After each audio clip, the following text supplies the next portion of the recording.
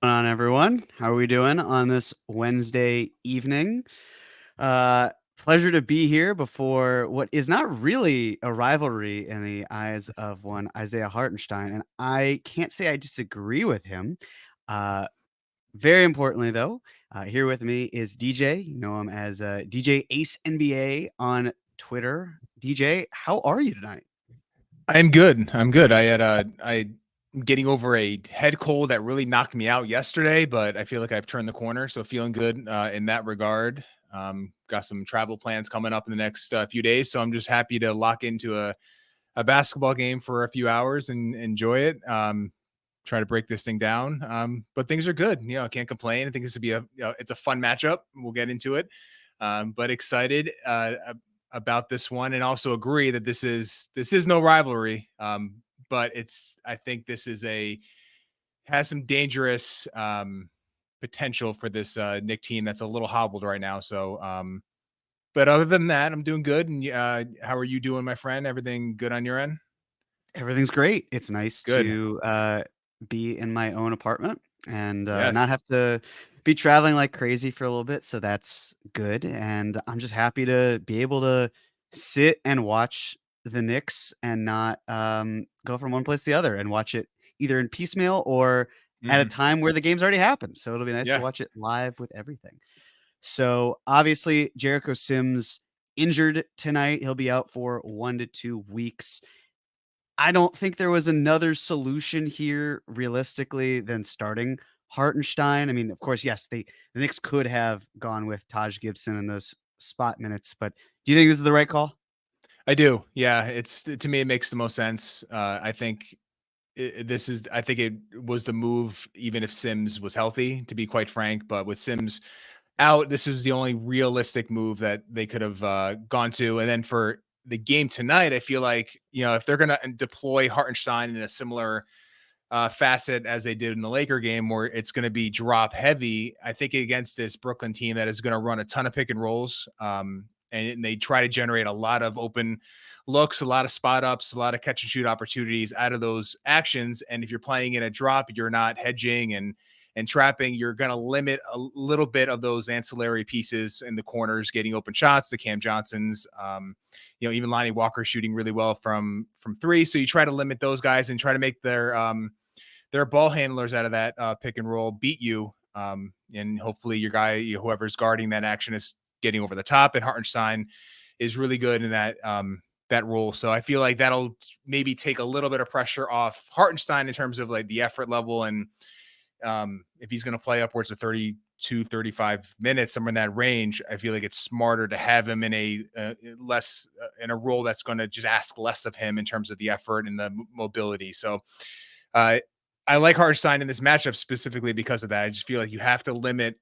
The Nets can really hurt you with open looks, and it's something that the Knicks are going to have to guard against. A team, a defense that has struggled giving up open looks. So I think that if you have Hartenstein in the drop and you're asking less of your backline help to rotate and move around, I think the Knicks will have a really good chance of limiting some of those Nets open threes, which is going to be the key.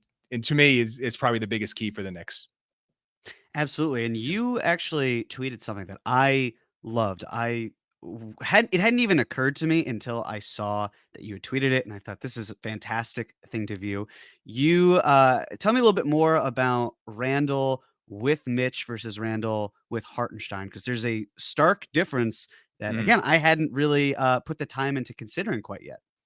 Yeah, so it's if you look at the Randle effective field goal, Randle rim frequency, and Randle percentage field goal percentage at the rim, they are all much higher when he's playing with Hartenstein versus Mitch. Now, I think some of that, a small portion of that, is some of the early season struggles. But if you watch how they operate, it's even though Hartenstein is not your traditional spacer, that he's not a three-point shooter, obviously, but he is a really good mover without the ball. I feel like he is allowing Randle some of those lanes to get to the basket. This is Randle last year worked with Mitch because he had become this high volume 3-point shooter. Well, he's kind of changed again. This is like a year to year thing with Randle. It's like he's changed how he's operating offensively to where he's taking some of those threes and he's traded them for, paint attempts. So if you're going to do that, then you're going to have to rely on as much spacing as you can possibly get. So to me, that's probably the biggest thing right now. And I think RJ is also seeing a bit of an uptick in those areas with Hartenstein in the game versus Mitch. So just something to monitor. It's Mitch's, he's great at a lot of things, but that's the one thing in terms of Randle's ability to get downhill now and sort of play make out of the paint. It's going to cause some difficulties. Hartenstein really allows, even if it's, not too much more in terms of the space, a little goes a long way when you have, a guy generating double and triple teams at times. So to me, that's sort of the biggest thing. And we'll see if this carries over, because I think the sample size is still small enough to where, it could sort of even out, but it makes sense theoretically, and the numbers are bearing it out right now. Can you talk to me about the defensive side of that? Because there's certainly a trade-off where Mitch, better defender than Hartenstein, but Mm. would you view it, and I don't mean to pit the two against each other, because Yeah. both complement the team in fantastic ways as rim protectors. In your eyes, especially as we get more sample size with Hartenstein and with Randle, is the offensive production worth potential dip on the defensive side? Or is it something where you take the offensive sacrifices that are made by what's still a really good offense because you're prioritizing defense a bit more? Yeah, to me, it's interesting question. I still would probably lean on what Mitch is providing you defensively as as the more important piece of it, because I still think Randle can perform at a reasonable level with Mitch in the game versus Hartenstein. And the defensive, even though Hartenstein is a fantastic defensive player in his own right, Mitch just so much more to cover up. Especially guarding the pick and roll, guarding two. He's rangier. His hands are a little bit quicker. He's generating a lot more steals. At least he has been this year. So I feel like you take what Mitch is giving you on the defensive end, and you weigh that a little bit stronger because he is such a dominant force in that area. And then obviously his offensive rebounding, he's arguably the best in the NBA. So to me, that's sort of where I am with this. But it is, it may be, generate some questions about like who closes the game at the center spot, because before the year I did think that we would see more Hartenstein closing games, and I don't think it's really borne out in that way yet when the two of centers have been healthy. But something to consider. It looks like we have our guy Chris joining us. Yes, we do. How are you, Chris? Everything good? Hey guys, yeah. Hey. Trying to make sure that everything plugged in is plugged in. So give me a second here. Yeah, but doing absolutely good. Here we are. Yeah, it's sorry, go ahead. No, go ahead. No, I was gonna say with the game, but I didn't want to interrupt the last. Oh, you know what? We gotta make sure we are just close to tip off. So I just had to move back over to the playback. Here we go. Yeah, you gotta love when the arena tells you to get loud before a game. You really need to be reminded about being excited for a basketball game. Quite the basketball environment. And here we are at the first tip, and the Nets gain possession. I can I can do the resets throughout the night if you want. I know Andrew isn't here to remind us, so I'll be the thank you. But so we do have Randle versus what up? Hey. So Randle versus Randle guarding Cam Johnson, RJ on Mikal Bridges. Interesting. Probably the best call there. Really? I disagree. Ooh, I was great find, RJ. I was talking to Benji, and I think Randle on Bridges is the way to go, because I trust Randle guarding someone one-on-one more than I do closing out on a shooter. He can slide those puppies with anyone, man. He just doesn't care to close out on good shooters. I don't know. That's a good point. Yep. And Benji's whole inertia thing. I don't know, get him moving on defense. Maybe he moves on offense too. Mm-hmm.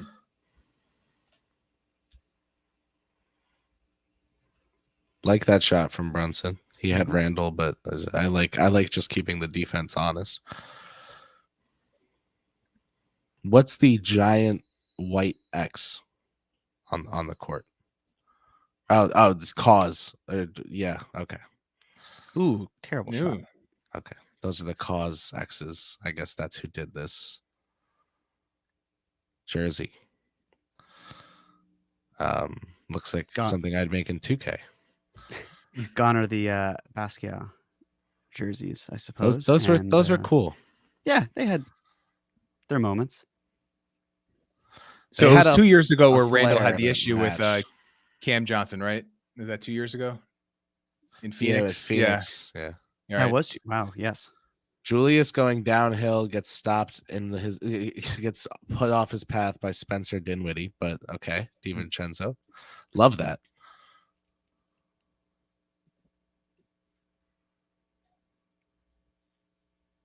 Oh. Look at RJ. Dante now. If he gets to the rim, I don't hate the ISO. Okay. Got the foul. Not sexy, but a fine outcome.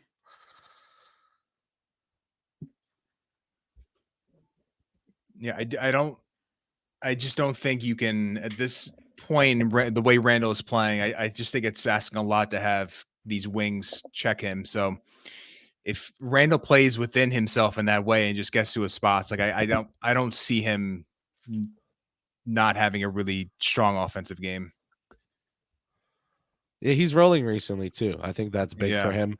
I think the thing that I don't even know who said this first that I heard it from, but like everyone in the NBA can put up 30 or 40 or 50 in one night. It's about the guys who can give you 20 every night. Like that's who makes the stars.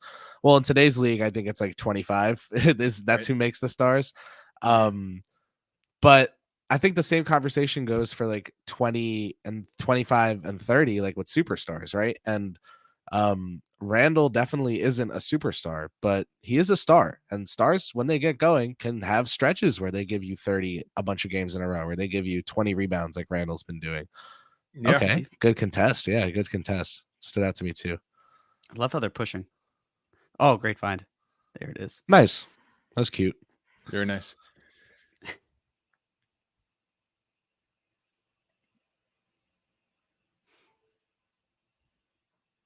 Love it.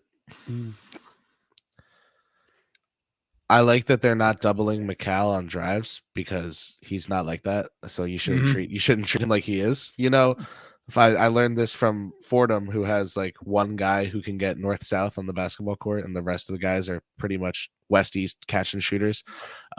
Like teams play Fordham where like they have everyone else has to beat them one-on-one. Like it works. They can't. So NBA, like I was saying earlier, everyone has game, but you live with Cam Johnson ISOs, right? Like look at them trying to let Cam Johnson ISO on the left wing, leads to a deep ass three from Dinwiddie. Like these are shots you're totally fine with them taking. The Nets are kind of playing into the Knicks' hands so far. Randle's finishing has just been lights out since that early season slump. Yeah, what was he, like 7% at the rim to start the year? You figured it was some crazy number. Yeah. The worst part is that it wasn't even like bottom 3 on the team, because there were other guys who were like, right. How special is that? DiVincenzo was first. Really terrible. Yeah. Yeah. Well, Brooklyn pushing a little bit now. That's fun, I guess. Oh, that's a shot. Yep. It feels automatic so many times when he does that's awesome, because the thing with Randle is, the days of spinning into 3 guys, and it was legitimately like into 3 guys, like spinning into coverage. None of it made sense. They're over. He doesn't have usage just to have usage anymore. He's way past that. We are on to he deserves usage stage of things. And then whether he makes good on getting it or not is something like we saw him not do at the start of this year. But he was hurt. So you can't really liken it to a 2022. Which was the nightmare season? 22? 21, 22. 21, 22. 22. Okay. Yeah. Well, as Dayron Sharp checks in, he's actually been really good advanced stats wise recently. The Knicks are up 12-5 with 7 minutes and 41 seconds to go in the first quarter. I'm Chris Persianen here alongside Jeremy and DJ for your KFS playback watch party. I've got lots of friends in the chat and hopefully a good basketball game to watch. So thanks, guys, for tuning in, and it's our pleasure to be here with you. I like how that Fordham education, it's paying off. Doing taking strides there, my friend. It's become a bit at this point that I do the playback resets like I'm doing play-by-play, and then the chat rates my reset. So the one thing I know you're not able to do it on a Fordham, and I don't know if you'll do it in this media as well, but like, the voice that I'm thinking of that you're very good at doing. Yes, doing so funny commentary in that voice, I think would be hilarious, but I'll leave it up to you in order to choose it, obviously. If you know, you know. If you don't, that I've gotten like I think the last playback I was on, Benji was like, "What would Tim say about this?" And I was like, made me think about the other impersonation. But yeah, look in New York, man, just playing like a good ball club. Shout out Doc Rivers. No meat is being played with so far. Ooh, RJ passing lane. I just missed it. Nice, I heart. Great defense. Blockenstein.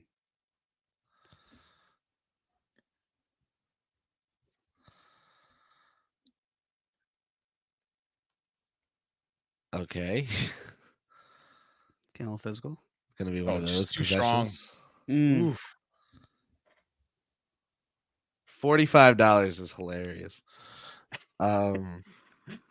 That is that's a push on the back. There we go.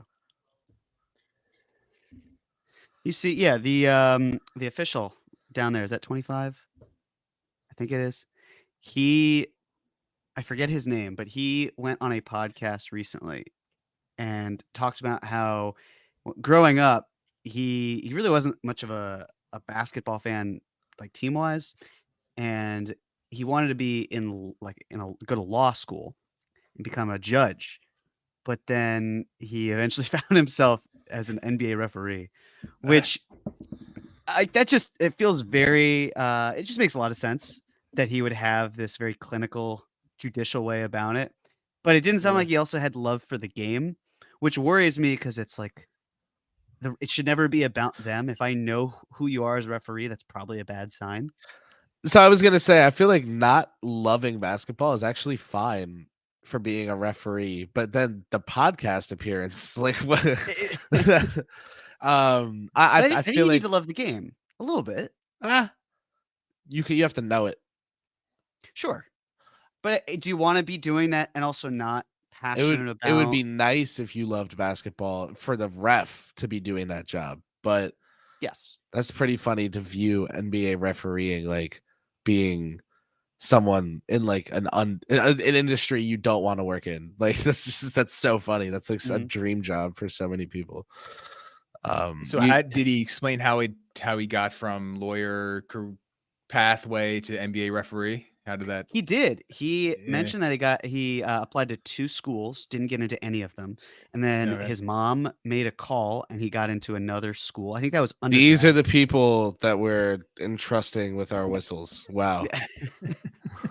And then I think he said something else about how he tried to get a job and couldn't get that, and then his mom made another call and he got it, and then he found himself on this path. And yeah, I mean, there are a lot of different backgrounds, which is totally fine. That one just surprised me a little in terms of there's clearly an authority angle here that he wants. It's just this one has a little different impact. This is probably on multimillionaires, degenerates, and fans, whereas the other might be, more about like actual livelihoods. So I guess I'm glad that he chose this profession instead. I guess. I don't know. It's hard to know what he would have impacted with as a judge. And what number was he again? Did you end up, I'm gonna look. I'm interested. Might have been 25. He's got he has a mustache. Okay. I can look it up as well. Yeah, it might actually be Tony Brothers. What? Yes, it is Tony Brothers. Wow. Okay. Yeah, and there's Tony Brothers right there. That's insane. That is ridiculous. Wow. That was creative. You got a little zone look by the Nets there. You think that's the right call for them to play zone with this? Barreling right obviously- into it is one. I mean, Randle think is not going to be that type of shooter, and Hartenstein shrinks it a little bit too. But would you go with that, or would you probably? stick with It makes sense in the way that if you're so stressed about Randle doing damage out of the post against your wings, basically, I think this could mitigate that a little bit. You still could go to that if you're the Knicks. The spacing becomes a little bit tougher in the painted area, but yeah, I think it's probably a reasonable decision. I mean, he's really aggressive right now.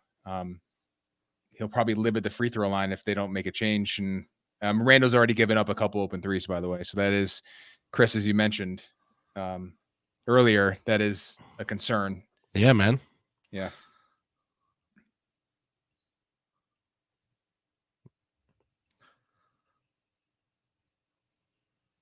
That possession went nowhere fast.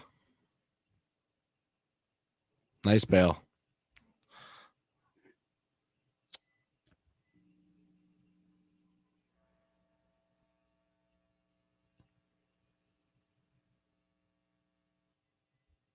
Great read.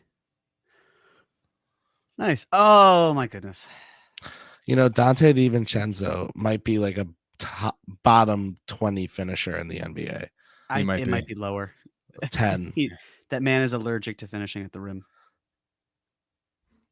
I try not to like overreact and be like the worst ever, but like, oh my God. One more. There it is. There we go. Make it up to us. That's fine. To them.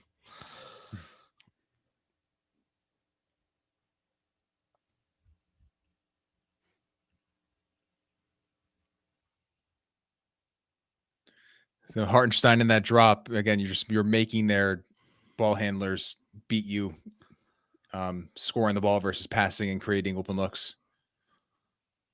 You just got to take advantage of this matchup right here. Mm-hmm. Nice, Isaiah. Great rebound. Oh, okay. Passes like that can bust a whole play because now you got to. Yep. All right. Good job, RJ. Take it. It's not pretty. Maybe not the bucket we wanted, but the bucket we needed.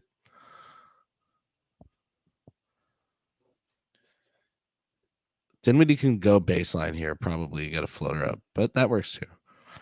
I think he's just fine with that. He loves playing the Knicks. No, I actually don't even have the stats to back that up. He might be terrible against the Knicks. I just feel like he always brings a different energy. He does love it.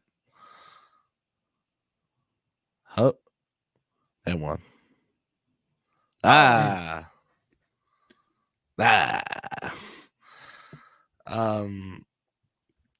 We have a chat from Robert Cross. Yes, he messaged me to say you missed my super chat and then said disgruntled. So well, I'm trying to. Oh, here it is. Okay, he says, Captain Kickball. I'm sorry, DJ. Hopefully this isn't too painful. 53 wins. That was very insightful, Robert. I appreciate that. Check still clears, so that's fine. Thank you, Robert. Sean with the W says Spencer Din shitty. Julius Randle, 27 and 14 in 43 minutes at Los Angeles on Monday. That's a set of stats. Oh my God. Yeah. Demois, you saw it. Emmanuel Quickly is the first substitution for the Knickerbockers of New York. It took there's Josh Hart too. It took it looks like they came in as a pair. Yep, but that's still that's close enough. Something. That's yeah. I The agree. fact that the guy was the 6th man of the year finalist for the Nice. team and then wasn't the team's 6th man for 25 games. He's a 6.5 man tonight. Look at Archie. How about this pass by Hartenstein? Oof. Gorgeous. Yeah, that's awesome. That's what you talk about when you talk about, obviously there are negatives of having Hartenstein in and Robinson out. But there are also positives to that. There's good and bad to everything. But if you don't lean into the good, you don't get to experience that other side of it. So Hartenstein getting to play more and getting the ball, getting to do things with it, like send it places. Pretty important. Yeah, like does Randle even leak out in that situation of Mitch's grabbing that rebound? Probably not. You know, no shot. So that's and Hartenstein actually had one if it was a Laker game or I can't remember. It was on the West Coast where he threw a right-handed like baseball pass, which was like with velocity and it was on target. And it's like if I try to throw a basketball with my offhand that hard, it would not go well. Hartenstein is going to be like 34 years old, like Kevin Love, throwing full court outlet passes, and like some pages are going to aggregate it and be like, hey, look how cool this is. This guy is now on the Heat and can do this out of nowhere. And then like the three of us will be in the comments like, we were watching 13 years ago. No, the Knicks, in my opinion, need to do everything in their power to ensure that he stays here for a long time. Because he's one of those guys. Yep. He's one of those guys where maybe like he steps up in the moments where you absolutely need him to, but he's just so consistently reliable that you almost forget how good he is. Like there's almost like a quickly factor, but there's less wow with it because IQ. Obviously, there's more bloom on that rose, but just in terms of how much he impacts the game in a positive way, where even when he has a bad game, you're often like, yeah, I mean, he's still performed adequately at the very least.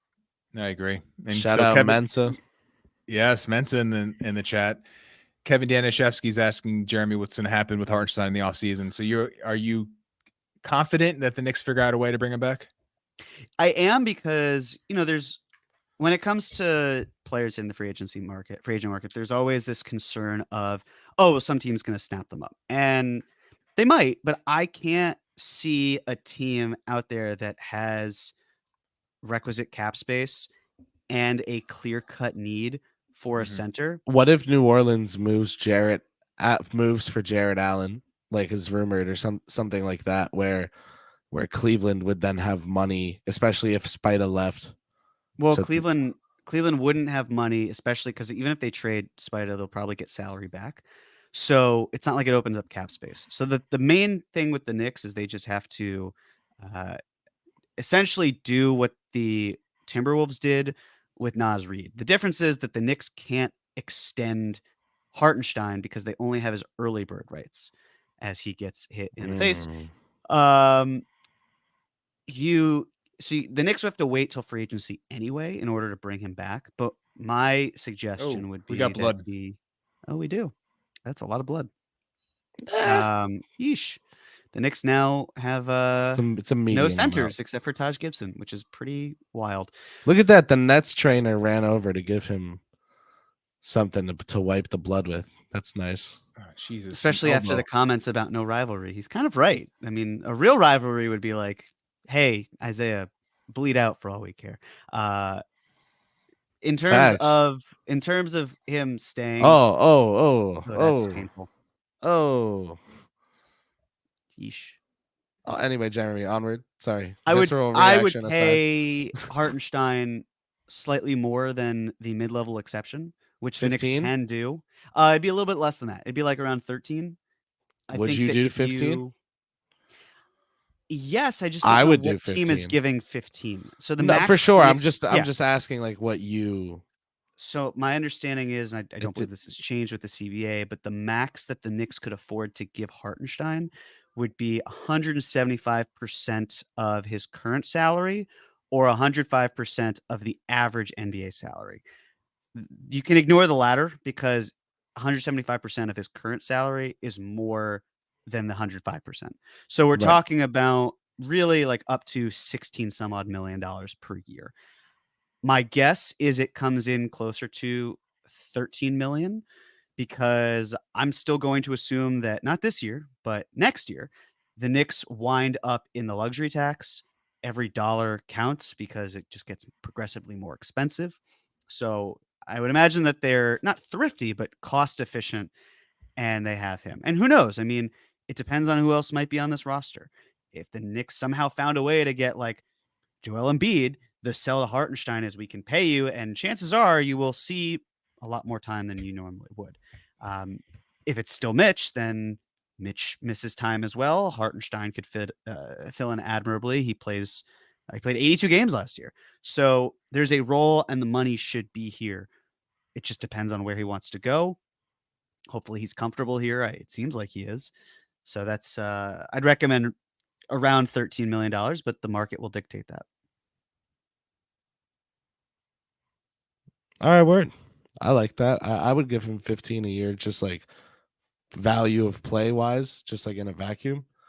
Yeah, makes but sense. when you look at the market valuation, you can play the game a little bit, and you can offer less. So yeah, Mensa, I'm gonna air him out. He has a take, but I don't hate. I like the take actually, which is why I'm doing this to him. He said not starting Hartenstein from the jump is something that just like shouldn't be a huge deal, but should be held against Thibodeau. Especially because they did it last season too. Like the reason here's Taj. The reason they went to it so comfortably was because they did it last season. I get what Mensa means. So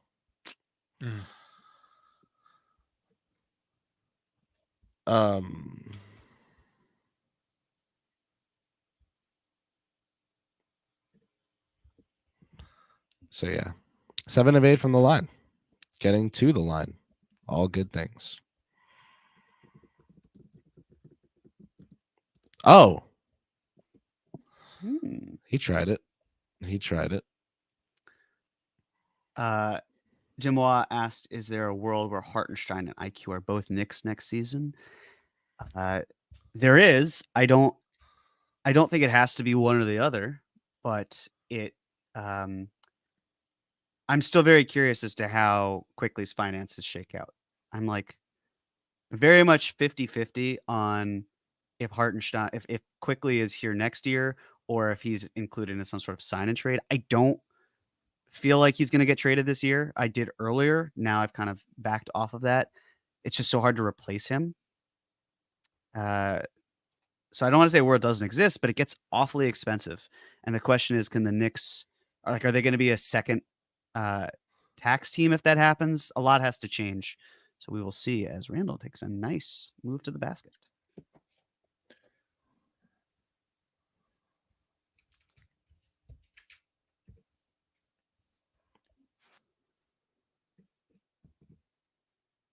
Go, good luck. Way to be under control there. That was not easy. Great pass. There we go. Knicks, look at that assist. Look at that graphic on the screen. Knicks 8 assists, Brooklyn 3. The Knicks, guys, a low assist basketball team, but ever since Robinson went down, that Toronto game where Hartenstein played more minutes, the Knicks have been moving the rock. Man, they had 8 assists at the half of that Toronto game. That was the last playback I did, so I remember so well. And now here tonight, 8 assists in the first quarter. They're looking good, guys. They're moving the rock, and even more so now with Hartenstein going with the one.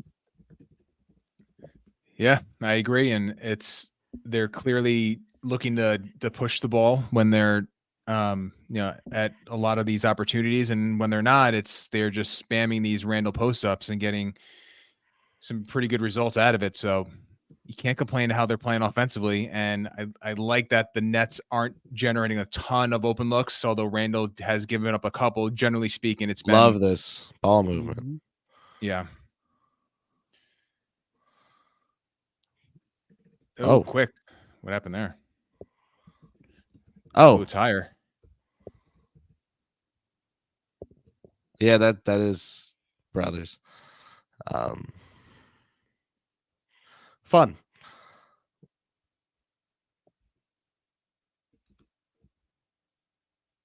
Blew a tire on the broadcast, TJ. There you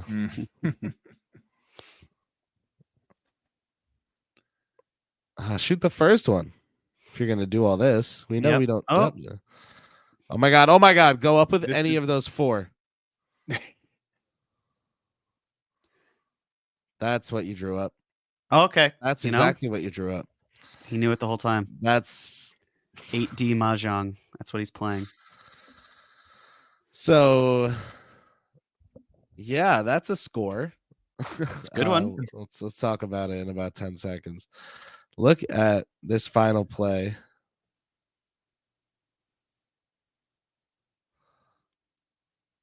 Yeah, it was a good call. Josh, watch it. He's been very snippy with the rest of late. Don't get tossed. Yeah, we just need him in this game. Didn't love that call, by the way. He I guess he rode him a little bit, but yeah, it's foul. It's a foul, but it's just such annoying timing. Yeah, it is. DJ, I have a question for you. Since you have been watching Knicks basketball for longer than I have and longer than Chris has. True. This is the best big man passing that the Knicks have had, both with Hartenstein and Taj, since when? Oh, wow. It's a hell of a question. So let's see. And it might predate you, mind you. It might, because I mean, it's been a while. Ewing was a notoriously, let's just put it mildly, he was not a good passer. He would get some assists, but he was not.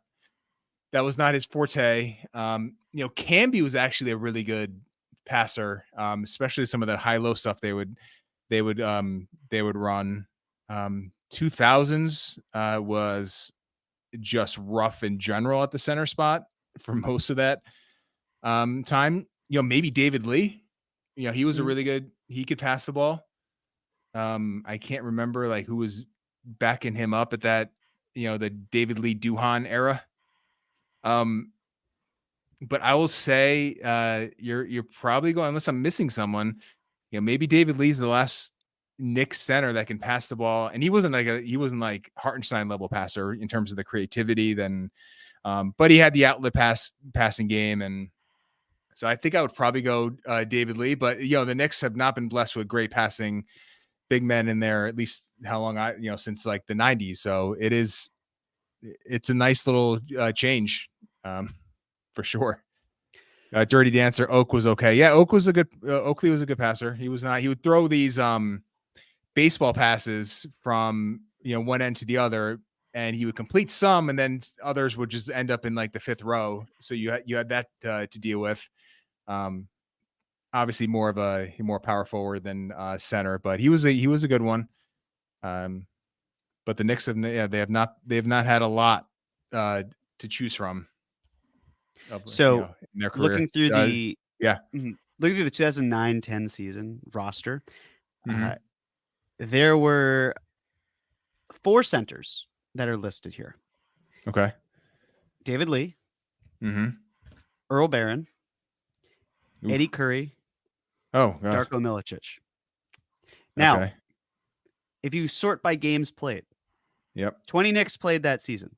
Of those 20, the 3 who ranked in the least amount of games played were Darko Milicic, Earl Barron, Mm-hmm. and Eddie Curry.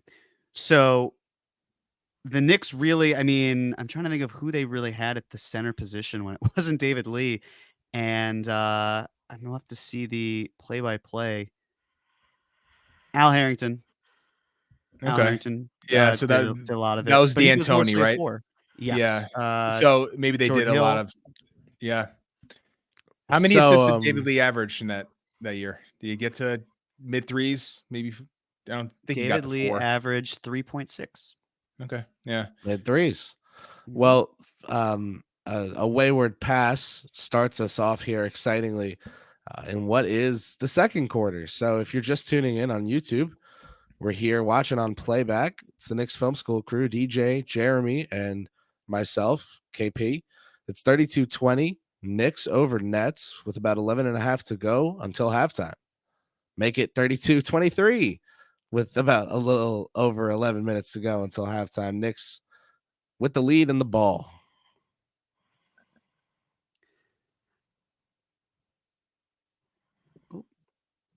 Doing a good job stopping our first action is Brooklyn, but Knicks doing a good job staying on their feet, on their toes. Zone breaker, Taj Gibson. I like getting right into an RJ drive there after first action. Didn't return anything. Taj up high.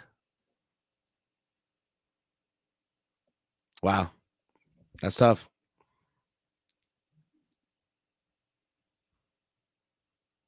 Oh, my. Oh, look at that. Okay. It's not Sunday.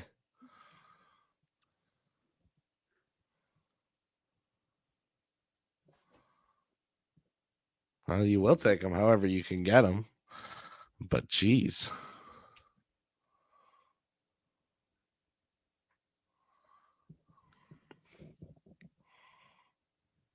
Grimes filling his lane. Mm-hmm. Oh. Good fake. Ah. You know, if the Knicks and the Nets weren't in the same city, let alone the same division, I feel like they'd actually be decent trade partners with one another. But They would. Yeah. not meant to be. Why for the Knicks to get like Finney Smith? I mean, obviously, most fans would first think of Bridges, and I don't think that's wrong. But No, but that's so. Ugh. Yeah, I know. I agree, and also I don't see Bridges quite in the same way as a lot of fans do. Nice job, RJ. He's not like that. So yeah, I would completely agree. He's not a first option, which is fine. He can still be an excellent player, but I mean, the Nets have what would be categorized as some of the most prolific wing defenders. They're just destroying the Knicks from deep. My goodness. So what are they, 4 for 4 in this quarter from I 3? think so. I mean, this is suddenly a single-digit game again. Jeez. Jeremy, what do you think of Cam Thomas for Donovan Mitchell? Obviously, that wouldn't be the trade. There are picks involved. DFS would go to with Thomas. Like a whole bunch of stuff has to happen, right? But what do you think about Cleveland being like, screw it, we're not keeping this guy? I still believe that. I know that there's the whole thing with the Knicks and Donovan Mitchell, and I am by no means ruling that out. But when we talked about, what was it? I mean, there's the thought process of the Nets certainly getting Donovan Mitchell, which makes a lot of sense to me. But if that were the case, I think the better fit for the Cavs would be that guy right there. Cam Johnson would make a lot of sense. Younger piece fits in seamlessly. You can especially scale him up at the 4, which he usually plays. And considering how I believe that the Cavs will have to make a decision at some point soon regarding Mobley and Allen, if they were to move Allen, as you said earlier, Chris, then that would create a pressing need. And that's exactly where someone like Cameron Johnson would fit in. So if you had him and other salary and picks going out for Donovan Mitchell, I think that makes a ton of sense for the Nets. And I think that you could rationalize it from the Cavs perspective. But a lot of it depends on which picks the Cavs get. I mean, ideally for them, quickly, you get, if you're the Cavs, you want to get picks in 2025 and 2027, because then that unshackles you from Steppy and hell. But if they can't get that, then, I mean, they still have a surplus of picks, or at least get back to equilibrium, but it doesn't fix the real problem that they have. Taj being out there is so hilarious, man. I'm sorry. That's just so funny. Mm-hmm. Like, this is an NBA game. Like this is this is So- the Knicks. The Knicks are playing like like a real game in their schedule, and Taj is out there in 2023. quickly. See, So he made just that to, layup harder than he needed to in that. But go ahead, once you finish Nice, that point, Taj. Jeremy. Oh my God.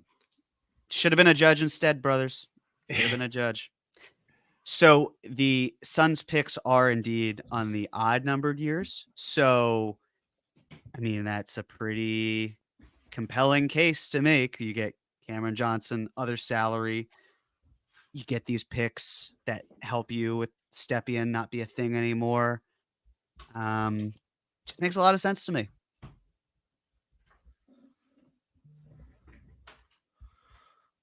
All right. At least that rim is somewhat unfriendly from time to time.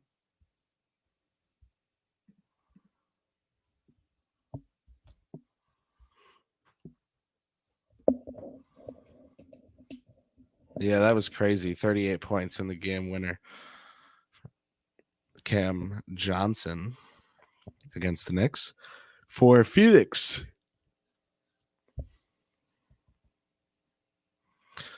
This is a back and forth game. Thibodeau hates these, so we'll see. Nice, quick. The Knicks are up 8. I guarantee if the Nets hit a 3 at any point, Thibodeau just calls timeout and cuts it. He hates when the games go back and forth. Oh, all right. Get out. Yep, there you Knicks go. momentum is saved.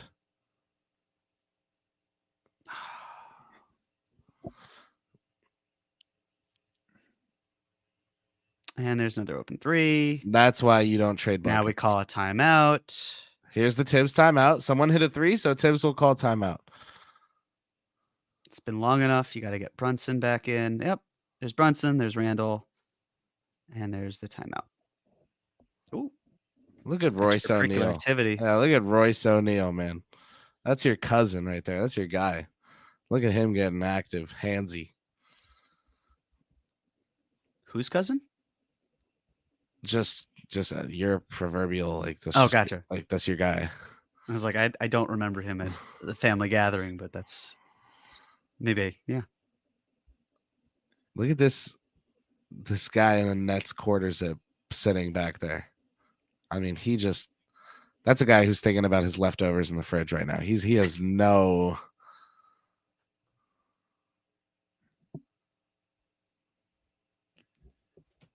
So I don't know. This about is the you most guys, but forced. yeah.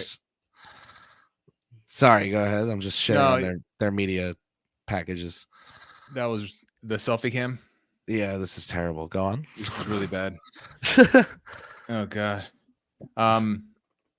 Yeah. So I thought the Knicks defense defending the 3 was relatively strong in the first quarter. It's been bad in this quarter, to say the least. And this was the concern of mine coming into this game, where if you're going to lose to the Nets, it's probably because they hit a lot of threes. And to me, this is pretty. You just can't give up these open looks. And it seems simple, but it's something the Knicks have obviously struggled with this season. But I didn't think this Nets team was going to stress the Knicks defense in this manner that how they're doing it. So a little disappointing that the Knicks are giving up so many clean looks from 3 in this quarter. So I understand the timeout. They have to clean this up, because this Back is the and only forth. way that Nets are winning this game. Yeah. But back and forth basketball leads to messy closeouts and rotations, and that's how you get. Oh my God, that RJ. I just saw another RJ. Yeah, I don't know. Another clip of the RJ lack of a finish. Sauceless bag on that move. Taj Gibson has asked to check out the game and walk straight to the locker room. Knicks are officially down to no centers. Are you serious? Fred Katz says this season they've played 5 non-garbage time possessions without a center on the floor. They're usually end of quarter possessions. Speaking of David Lee. Hey, there you go. Not an assist, but one of the, in that era, that was like the moment. who we have it. So this is the Julius at center All right. minutes we've all been Or is this clamoring for. Or is this the Josh Hart at center Or minutes? that's a good point. Yeah. So you have to make your shots because if you don't, there's a very good chance that the other team rebounds the ball. Although the Nets are playing small themselves. Randle's at the 5. Yeah, he's guarding Sharp. And no drop, so he is hard hedging, and That's what I'm saying. They had Yeah. Hartenstein up there earlier, Yep. and Gibson up there. Now Randle's up there. There's your offensive There's rebound. the offense. Yeah, there's a second. Julius had a good contest on the first board he allowed. The second board he allowed not so much. Yeah, their third try there was a good one. Mm-hmm. That's where we're at. You know, there's some fans that have a single tear running down their faces that are saying, "Man, if only Obi were here. We got no centers left. This would be his moment, but not to be." Yeah. Mm-mm. How special would that have been? Obadiah the Great.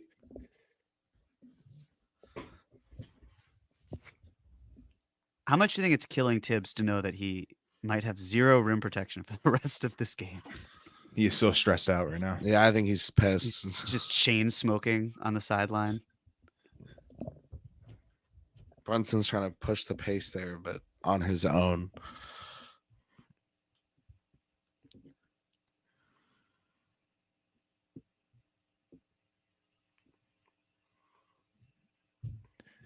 Oh my goodness. Good God. You know, and Sharp is a beast on the offensive glass too. It's like if you're gonna do this, it's there are not many guys in this league that can dominate in this manner of just being physical and generating offensive rebounds. So here's a DiVincenzo sub. I guess this is trying to help out in the rebounding department. So that makes sense. Well, yeah, you have DiVincenzo and Hart in. Mm-hmm. Yes, I mean this is not looking good, to say the least. And all right, Oh, Hartenstein coming back in.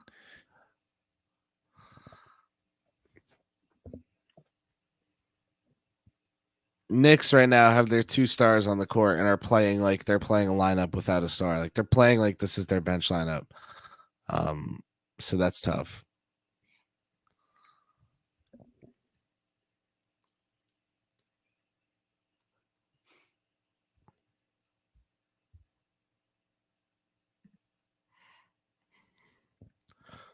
MSG crew right now is saying that Steve Kerr is right about the Phoenix Arena being a club and that Barclays is the same way. Yeah, I just heard him say that. That's Here we go, Devo. Here we go, Devo. Here we go, Devo. All right. Third time's the charm for both teams there.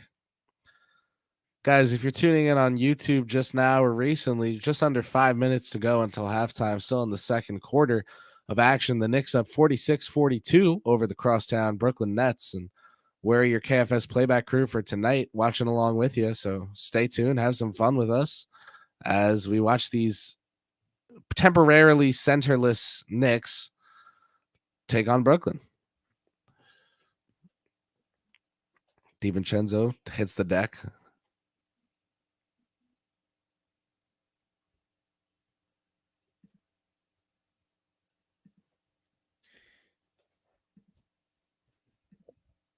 he's a very underrated athlete, DiVincenzo.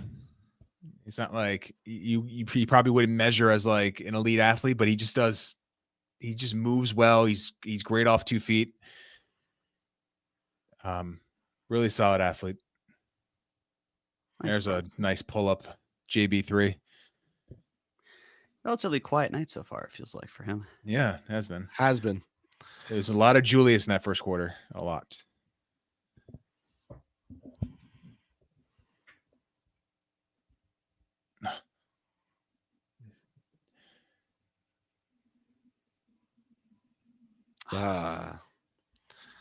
Allowing too many offensive boards.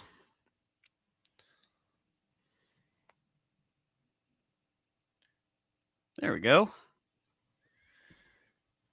Has this been a longer than normal RJ bench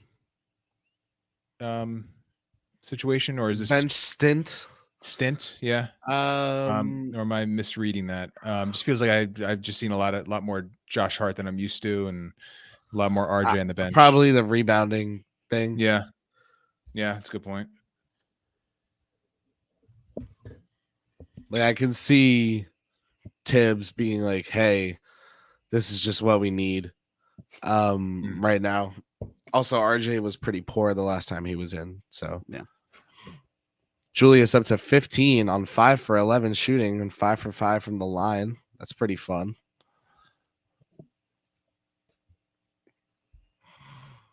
Oh. All right. Oh, and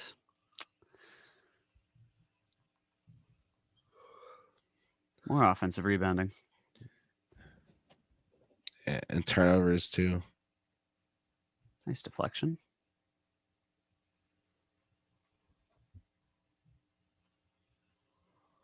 Look up. There we go. Oh, that's... Can't do that. Oh. Overthought it. There That we was go. Julius never came back on defense. Yeah, that's how he scored. Yeah, it's so funny. Who was it? Was it the other night against the Lakers? Julius had this huge bucket, and it was only because he never went back on defense, at all. He was super cherry picked. He was camping in Ridgewood for that one. Pardon me, folks. I will be right back.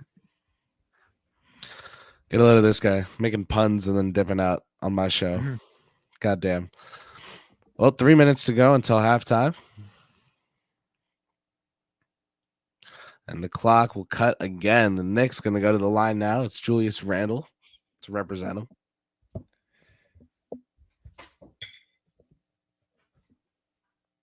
So how would you rate this Julius performance in the first half thus far? Do you feel like it's too much, not enough sort of like ball movement? That's a good question. Yeah.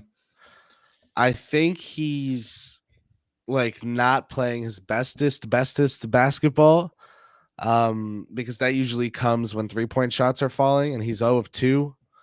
0 of 2 from 3 thus far tonight.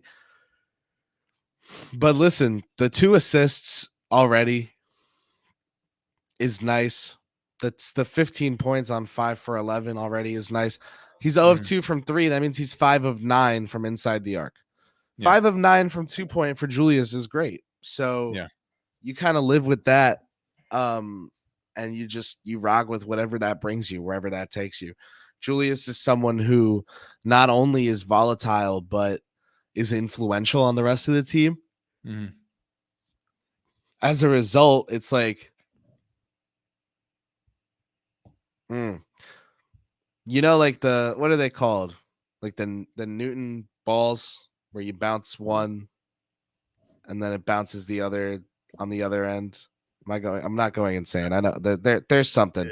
Yeah, and listen, you're the one in school right now. I mean, that's your world. They go down like this, right? And there's 4 balls that hang, and when you bounce one, the force goes through and bounces the other.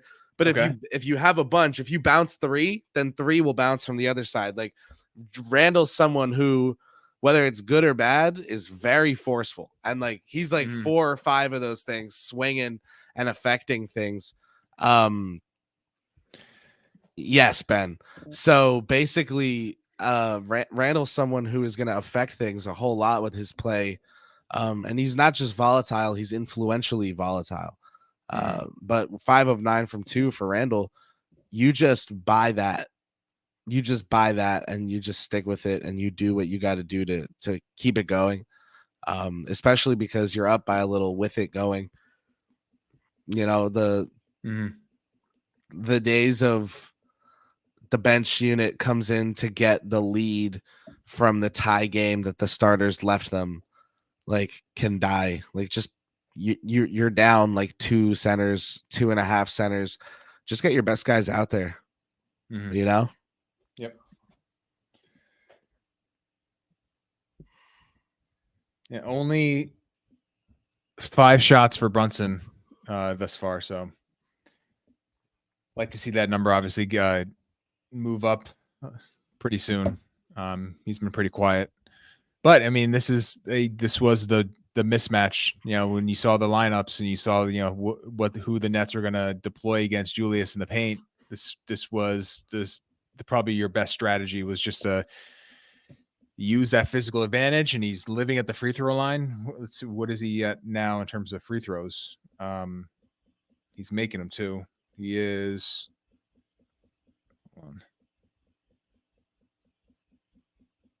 I might be behind. Is he 7 for 7 now? Yeah, 7 for 7 from the free throw line. So, and you got a 10-point lead, so it's working out.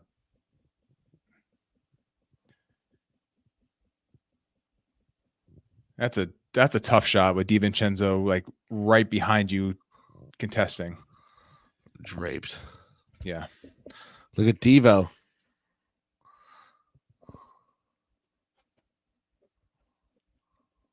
Are you a Cam Thomas guy?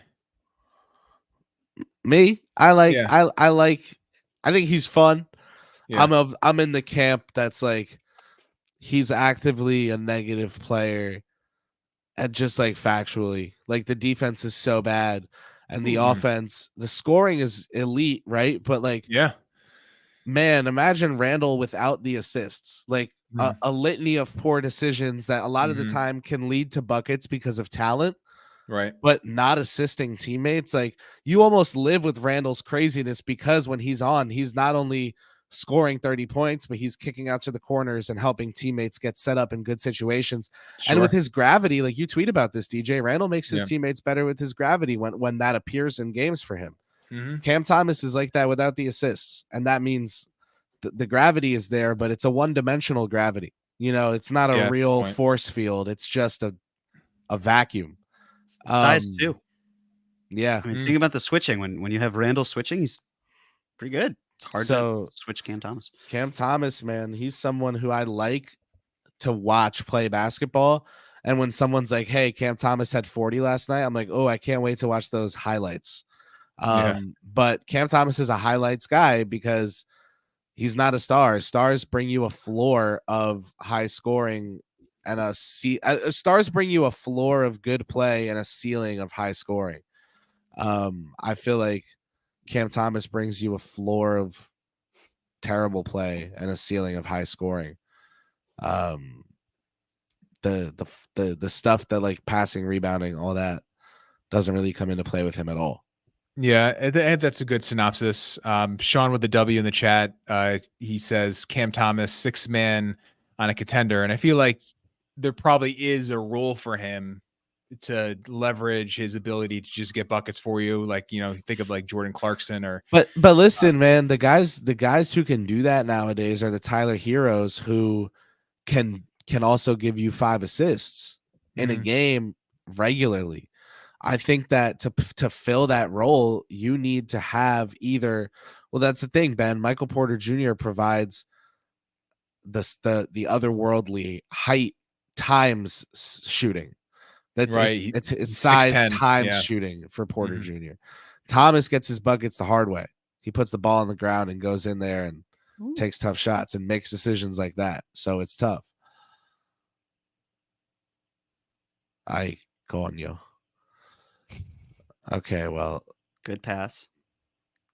Okay. Yes, Sean with the W, but then people say that and then want to pair Brunson and Mitchell. I'm not saying you, but like, I just.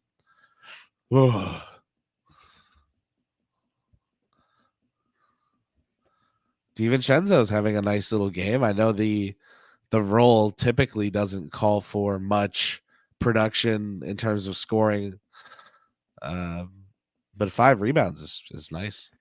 That's been the friendliest rim I've seen in a long time. My goodness. Oh, it's a nice feed. Oh, never mind. Block. Nice, RJ. Okay. Dante. One more. Oh no. Got him. Already did it. I was actually worried he was going to miss that. Yeah. No, I actually, I for some reason I was confident. 7 seconds to go. Bridges driving left, crosses back inside, fadeaway over Hartenstein. No good. There's halftime, 60-51. Knicks in the lead over the crosstown Brooklyn Nets. It's Chris Persianen virtually alongside Jeremy Cohen and DJ here for Knicks Film School. The playback crew for tonight is very excited to be with you, but we'll get back to being with you right after this break we'll take here for halftime. But guys, before we turn our screens black for a nice little 15, how are we feeling about is this, you know what, I'm gonna keep it simple. Instead of asking you to tell me what I already know, is this just a routine Wednesday night regular season game against the Brooklyn Nets? Like, is that what's going on here? Is that it? Is it not more complicated than that? All right. Not a rivalry to me, so yeah.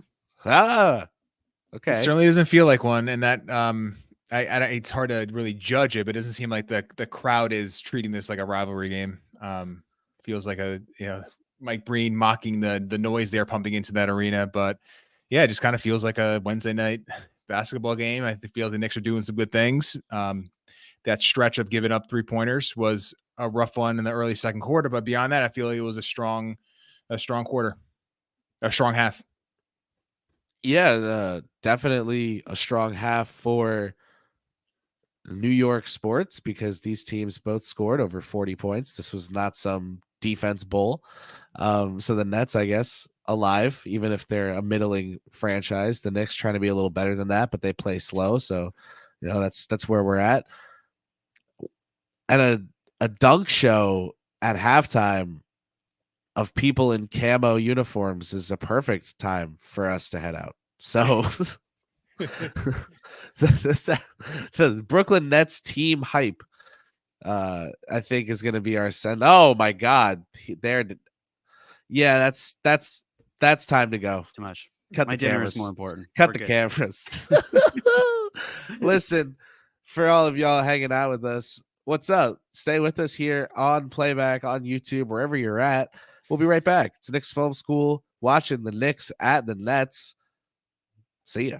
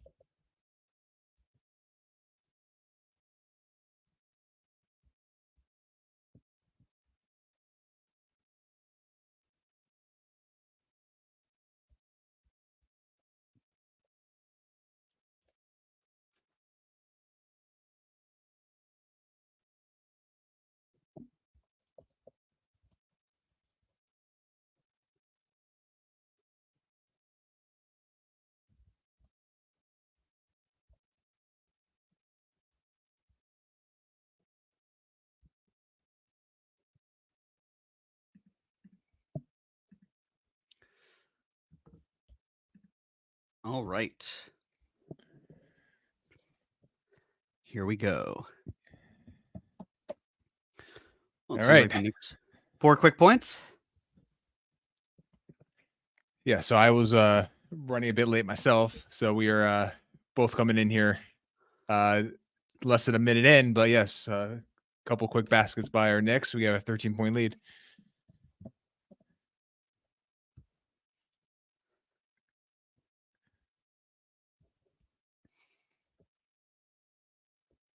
Any key adjustments you'd make if you were the Knicks? Cover shooters. Mm-hmm. That second quarter was a little rough. Probably figure out a way to get Brunson some easier looks, even though obviously the Randle matchup was what they were trying to attack, but I feel like you just need him to get going a little bit. Nice, RJ, that's all right. That's Impressive. just downhill. No one stops the ball. Bridges has tried that. It's called the Pinoy step, where he's driving and he kind of flips the ball up like he's shooting and then takes his 2 steps after the gather and finishes. Well, the Knicks have not they've not jumped on that on the 2 times he's attempted it. Hartenstein blocked one in the first half, and on this last possession, the Knicks didn't go for that fake. So that's a play he's really been getting a lot of bigs to bite on. So it's good scouting because it's a play he likes to go to.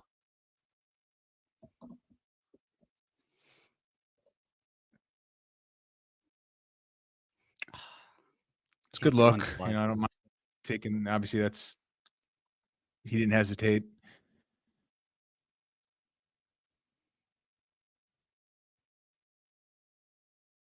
They are just getting these shots up. Wow.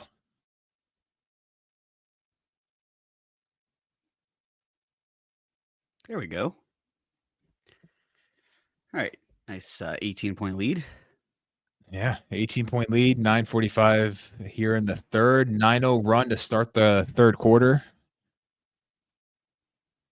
And Bridges misses a 3, so the Knicks can extend that here.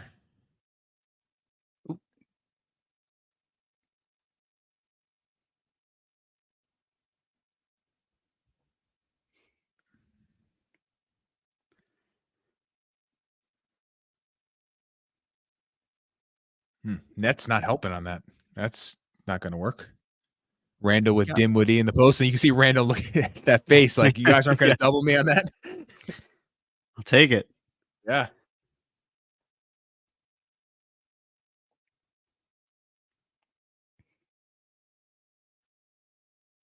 Oof. Good passing. Slipped out.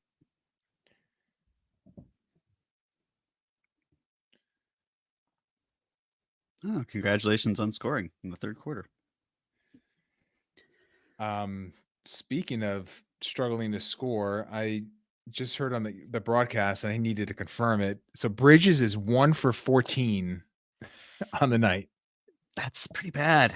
1 for 14. That is, oh my gosh.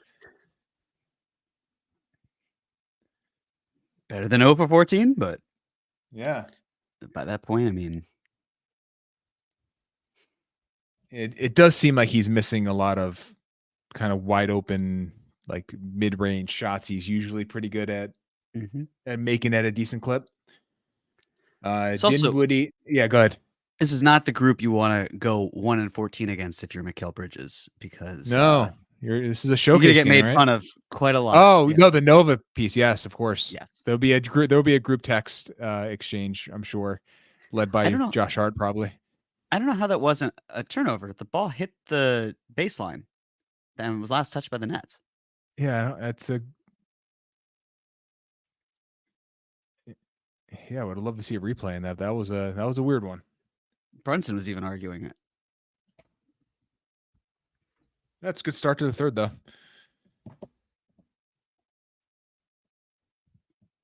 Yeah, Sean with the W. That's how he's playing right now.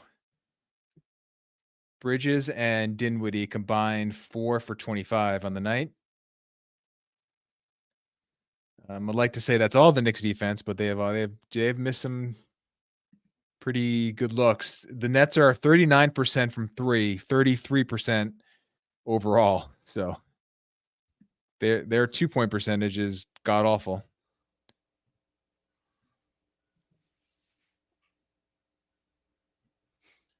It's 12 shots for DiVincenzo, which is another indication of like, yes, Grimes not getting looks was part, Randle and Brunson and RJ taking up a lot of that usage, but also DiVincenzo's ability to just hunt shots is far, vastly superior than Grimes at this stage. So even though I wasn't someone that advocated for the switch, you can see how tonight it really does make a lot of sense, especially with the way Randle is playing, and you can play off that a little better with DiVincenzo. He's probably a better transition 3-point shooter at this stage too. So 12 shots is a good amount for a 2-guard on the Knicks. So highly impressive. And he's made he's made 7 of them too. So he's efficient. 8 rebounds too.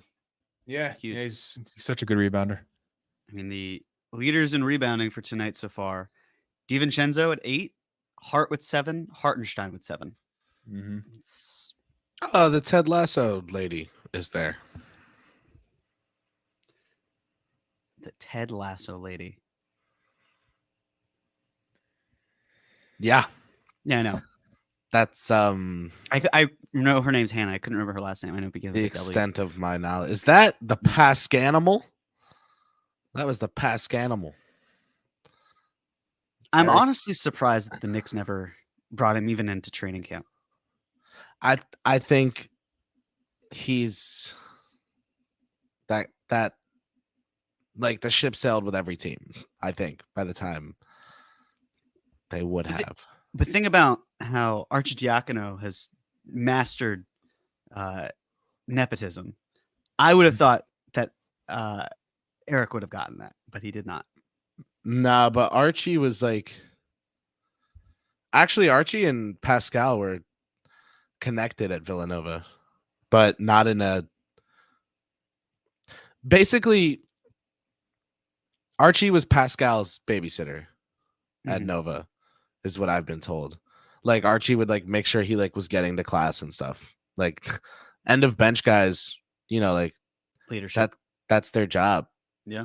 Like Also, Fordham has walk-ons, the walk-ons are who do all that stuff, and the walk-ons have the clipboard during the game and they're writing down that, like they're calculating like the team's intangibles stats, like little things like that. Like they put those kids to work. And Archie, like deflections and things like that, loose balls. Exactly, yeah. DJ. And it's easy. Wow, that's crazy, Sean. It was Arcidiacono that handed him off the ball for that shot. Like Archie was the playmate, like the guy with the ball in his hands that play.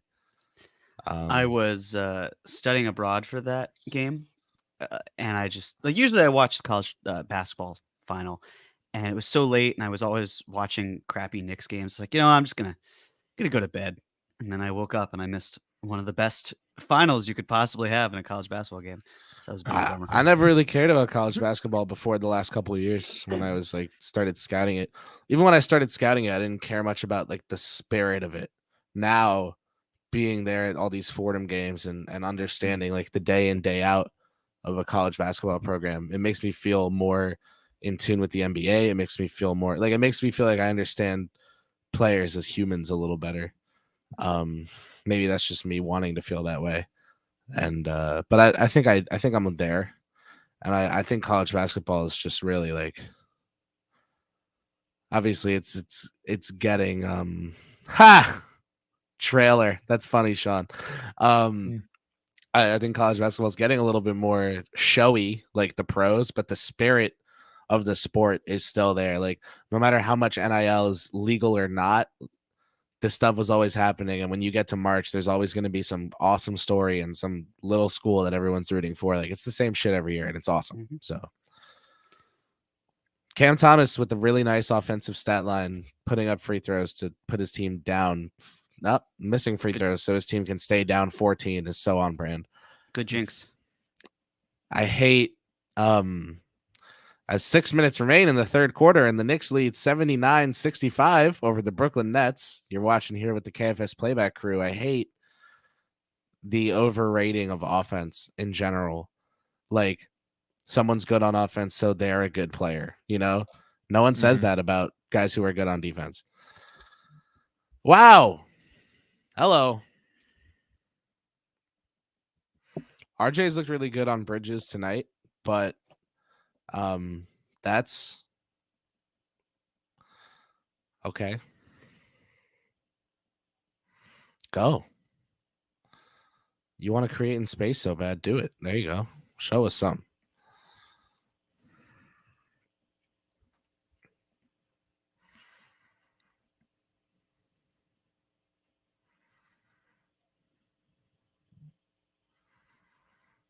I'm curious to see how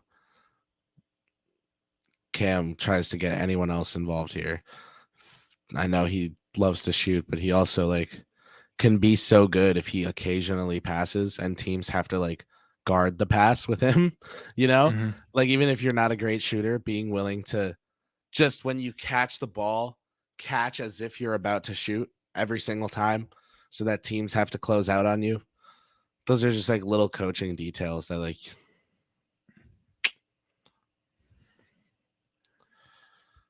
Yeah, and if you could be such a high level scorer that you really don't need to be a great passer to still have value on that end. I mean, there's just plenty of guys that aren't great passers that get 5-6 assists a game. Bingo. Yeah, because their gravity is such that it.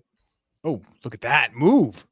And if you are a good passer, you can be schemed to have 12 assists a game. It's just however you want to run things. He appears completely fine. Just taking a second to get a breather in his little Smitty neon Skechers. That was a Smitty little half spin move. Yeah, the half spin. Yep. Julie. Yeah. So skilled. Yeah. We were talking earlier, star versus superstar versus not a star at all. Randle is someone who can give you the scoring every night. It's just because of those other margin things. And they're not even non-stat sheet things. Literally just effort. I don't know. It's tough. It's tough to say he's a bona fide star, but I think when you're talking about stars in the NBA, yeah, okay. Julius Randle is one of the last names you throw out there. Inconsistency is the only reason that I qualify that the way I do, but he's there. I think he's there. He's there. He plays a lot of games too, which helps him. Nice, Josh. That guy's hilarious. I still maintain, for whatever it's worth, warts and all, if the Knicks drafted and developed Julius, the perception would be vastly different than what we see now.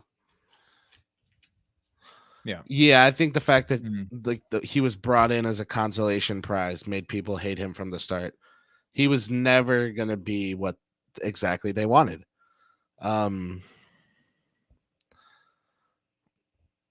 Also, casting him in a number one role for several years because you had no one better to be a number one role instead of just casting nobody in a number one role led to a lot of the hatred around him because he played like crap in that role, which nowadays no one in their right mind would give him a number one. But it's why did we have to find that out the hard way? We knew going into it that shouldn't have been a thing.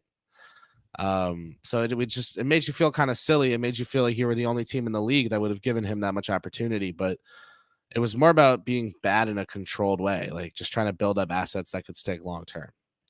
So you think even in the we hear year, it was not the right move to sort of give him the reins when he starts the season out that hot, then you lean into it. But I think going into each one of those seasons being this guy's our number one option and that's A-okay is not okay.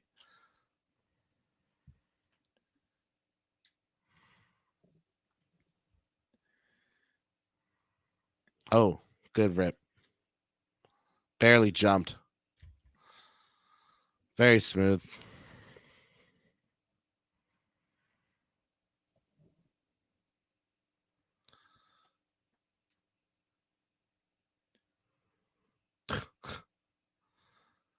That's hilarious. Knicks leave a shooter wide open from 3, and the analysis is, I like these timeouts. This is really good from Tom Thibodeau. Listen, I know we're watching on MSG, but you're not supposed to make being state-sponsored media that obvious. It does feel Tibbs is a little quick on the timeout trigger. I don't know. No, I don't think so. I think that sure he is, but I think like okay.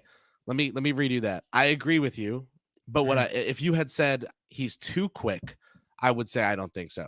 No, I don't think he's too quick. Yeah, I think he is quick, but I think it's to try and enforce a standard of not taking any plays off. Sometimes he'll let them take a play off, and if they go get right back to it, he's like, fine, I won't call timeout. But if they take a play off, even if they're up, he gets pissed, and that's good because worst case scenario, it incentivizes guys to not try for a play, to get a timeout called, and to get a breather, which if they needed a breather, they should get one. I don't trust Tibbs to be in touch with that. So if guys are going to give up a 3 on purpose so they can get a minute-long breather, I care less about that than I do giving up 3-4 straight open buckets because they're exhausted and they can't run to cover their defender. So, like, I don't know. It's like in football when the half isn't even winding down, but you just take a timeout because your DBs are going to get scored on if you send them back out there again without a breather. Yeah, that's a good point. 3 minutes, 33 seconds remaining in the third quarter, and the Knicks lead by 10 points, 82-72 over the Brooklyn Nets. Make it 12 points with a Jalen Brunson fading jumper or spinning fading jumper. You're watching KFS on playback and on YouTube. The crew tonight is Jeremy Cohen, DJ, and myself, KP. Welcome in, guys. Cam Thomas. Oh, the answer. More threes. Trading buckets, the least favorite thing ever of Tom Thibodeau's. Oh, nice Hartenstein. Just don't bleed anymore, please. Quickly using his corpse for a screen is pretty funny. He just can't get that 3 to fall. A schedule miss.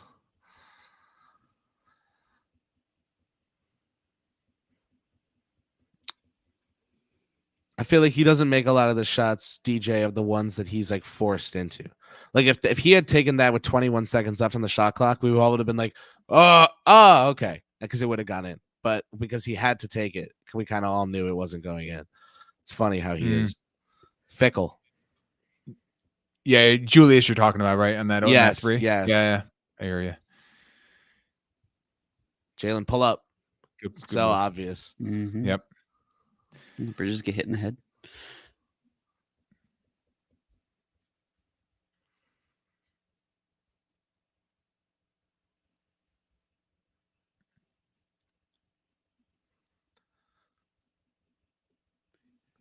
See, like right now, Claxton should have dived way harder. What are they doing? Can't leave him open. Lucky result. Up 9. Slow it down. Finish this quarter your way. That's a matchup you like. Why screen out of it? Why switch? Yeah, I agree. Attack that. No, I guess you got the Julius Bridges. Why do you want Julius going? He'll score there, right? Not as I'm saying that, but I don't know that you want Julius going at Mikal Bridges more than you want Brunson going at Cam Thomas. Yeah. Randle 8 of 18 now after that make though, so he's solving the efficiency thing play by play. Nice. Don't jump, Isaiah. Oh, he did jump and he got away with it. Randle spinning out of control. Slow it down.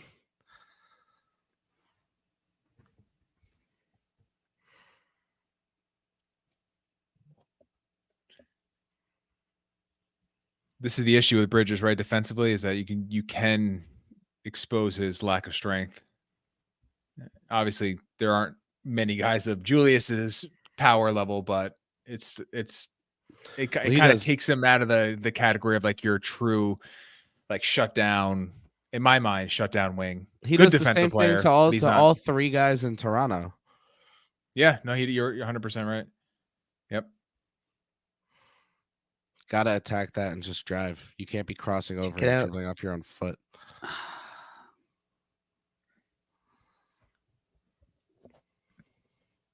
Taj needs to just get to the paint. Yeah. Okay. Good, Taj. Is Good, everything Taj. in working order with Taj? Yeah. So apparently that was a false alarm. Him asking out of the game that actually didn't happen. It was a who was that? Christian Winfield, I think. Yeah. Said that it was a false alarm. Taj walked off the floor but came back shortly after. So looks like he's in good shape, at least for an older third string center.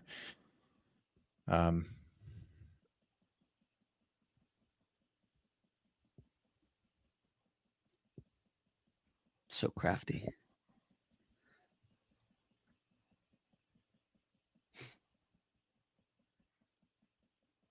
All right. Can't help but feel like it should have been more than 13, but I can live with 13 points. You can live with 13 points. All right. Well, Knicks 90, Nets 77. 3 quarters are over for the KFS playback crew. Thanks for coming along and tuning in with us. Yeah, the Knicks are on the road downtown in Brooklyn. So you would think, sorry, distracted by this really rough entertainment. Oh man, I can't with this Nets team hype. This is just taking me completely off of my track here. This looks like an SNL skit. Honestly, the one thing I've discovered is looking at the playback games and going to games in places that aren't MSG. We're so spoiled with the entertainment that we have. Yeah. Well, it's just like the Knicks City top-notch. Dancers, and they just like don't do this bullshit. I just Yeah, but they even have the kids, and I don't know. It doesn't feel kitschy in MSG. It feels every moment from pregame to the yeah, but moment the game Brooklyn's ends, so it's in tune all and put hip together. Yeah, exactly. It's the hippest place in the world still. with their dead grass roof. No, it's a definition of trying too hard. And even like the organist at MSG, like the whole experience is like It's classic. It's I was like, it's a classy feel. It really is. It's timeless. We are spoiled. That is for sure. And I was at the Pelicans game last year. Mhm. The floor was just so sticky everywhere, and I just kept thinking, like, when's the last time?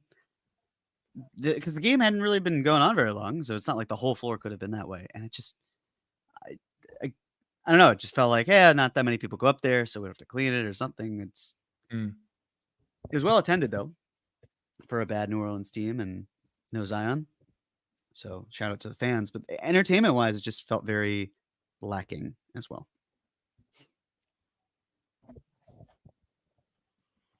Did you guys catch the Ja performance Yeah. last night? Saw the end of it, yeah. Unreal.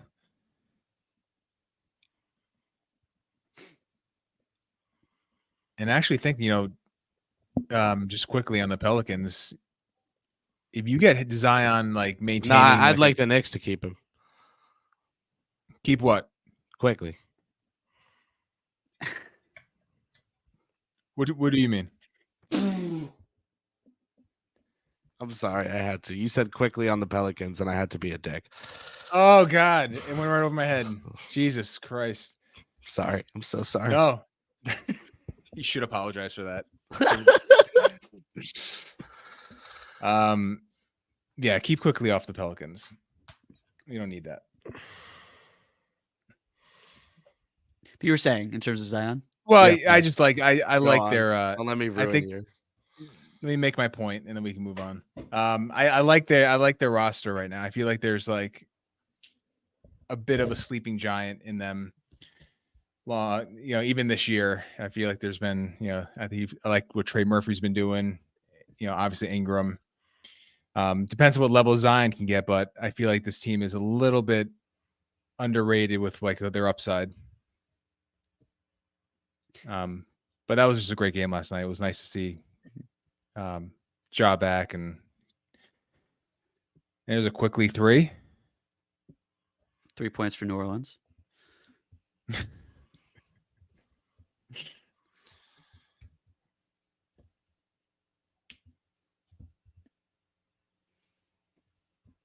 Taj Gibson and Justin Pugh. Big New York returns for those guys from the couch. More one than the other.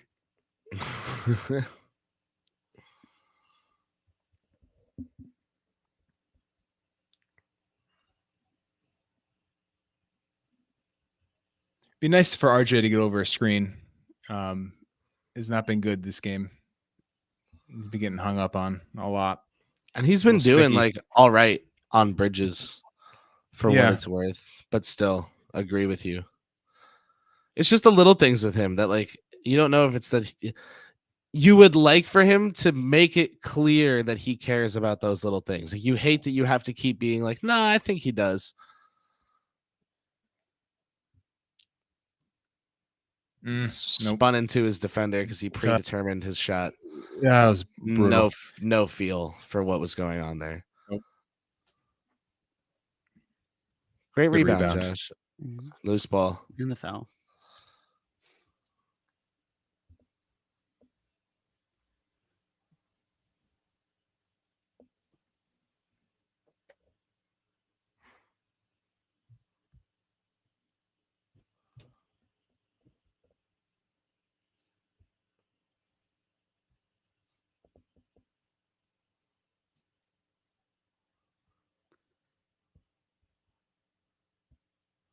Rebecca Harlow's talking about how Taj Gibson's been running 6 miles That's 2 great. times a week since getting waived, and that's how he's staying in shape. That's not what you want to hear. He's running from the Brooklyn Bridge to the Manhattan Bridge back into Brooklyn. And I just was listening and I was like, what's the Manhattan Bridge? Am I an idiot? You don't know the Manhattan Bridge? Which one is that? What do I know it as? Oh man. Is it one of the one? Is it one of the ones that has a name? No, it's the Manhattan Bridge. Manhattan Bridge. That's the it? name. Where the hell does it go? Brooklyn. Isn't that the Brooklyn? There's No. 2? Yes. That's what all those other fucking bridges are. I don't know. I'm never down there. I will I go to bring Brooklyn this like up for you twice a so year. you know exactly where it is. I go to Brooklyn like twice a year to Barclays when Fordham is there for some reason, and that's it. Mm-mm. That's where the so the B, D, N, and the Q go on that one. Yeah, the NQW, such weird trains. I hate all of them. And the L. Ugh. Mm-hmm. Give L is pretty rough. me my orange BD, my blue ACE, and give me like the green 4 and call it a day. What's your favorite train line? I want to say the one between C and E. The one between C and E? Yeah, I'm just not. You're not getting. You're not me going on to say video. the letter? You're not getting me on video saying I like to ride. I think all you had to do was you didn't have to even say it in a full sentence. You could have just said the letter, and no one would have. You just put this on yourself. You're not getting it. I don't think he was trying. You could have picked any other train. I would have been lying. I would have been lying. Oh my goodness. This has been an amazing 5 minutes between what is the Manhattan Bridge? And what is it called? I clearly riding the between the B and the whatever. The C and the E. C and the E. Yeah. Oh, so you're the A train. That's what you mean, right? Because the ACE, that's the same line pretty much. love the A. Yeah.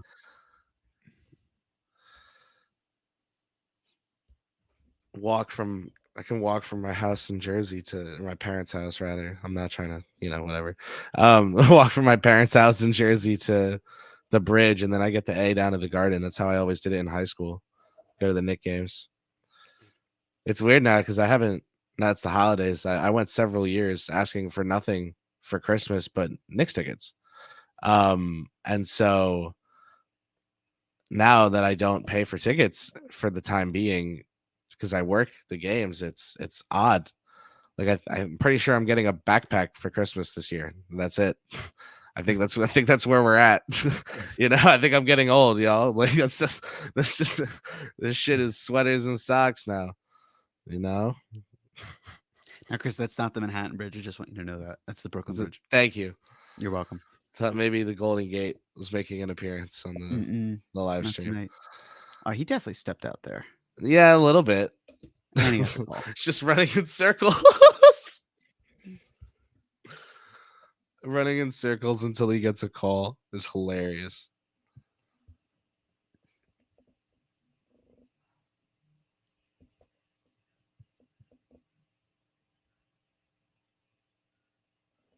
So we got some nice little spurt from Grimes, reverse layup, and then a three.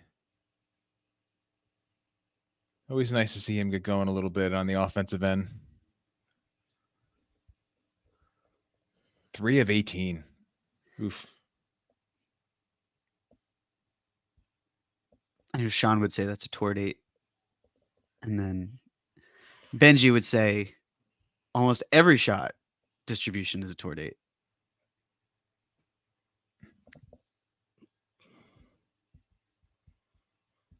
Ooh. Oh, come on.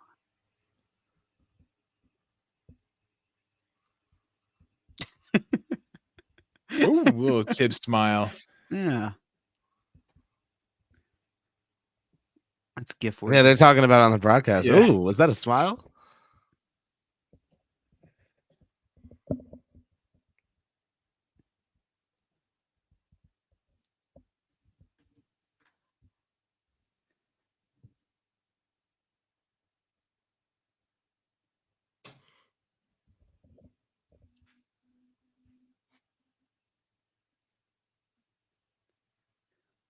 So how long do we think RJ is in the game until? Is that Travis Scott? Yeah, guess it is. What the hell? We think RJ gets subbed out around the 6-minute mark. So, yeah, I was going to say 6 minutes. That makes sense to me. Do you agree with that? Somewhere around that range?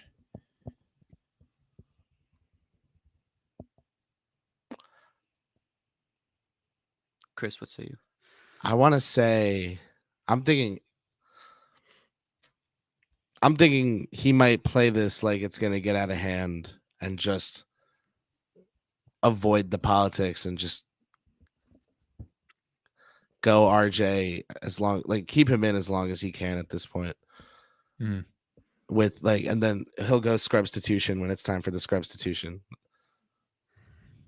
Nice shot by Hart. I don't know. I think that he's going to be eager to bring in his guys sooner than that.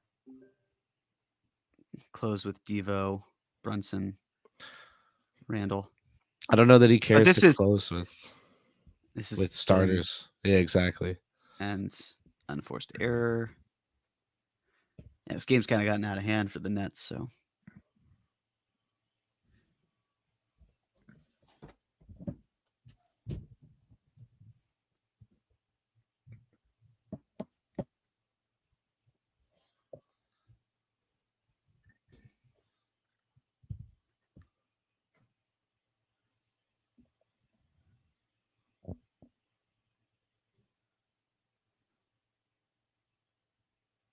All these driving kicks, but they're not creating any advantages, so it's not really generating an open look.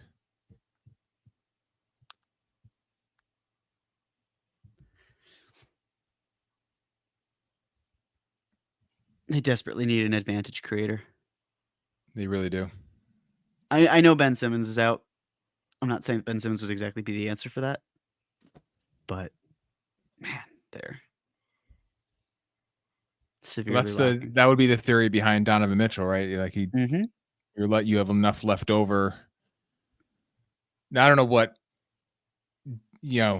Donovan Mitchell on this team, if you're taking out like let's say it's Cam Johnson and as your one rotation piece, but they're still probably short a player. I don't know their books enough to know, like, do they have like another move in them beyond that? Because Mitchell wouldn't be the last move to like elevate them to true contender. Because I don't think him and Bridges are that. Yeah, I mean I don't think they have the money to do it, quite frankly. Just off Yeah. the top of my head, if any trade involves Cam Johnson, for example, Mm-hmm. then they've got Simmons is expiring when he is expiring, but that's not a good contract to trade. It's salary filler, but wouldn't call it good.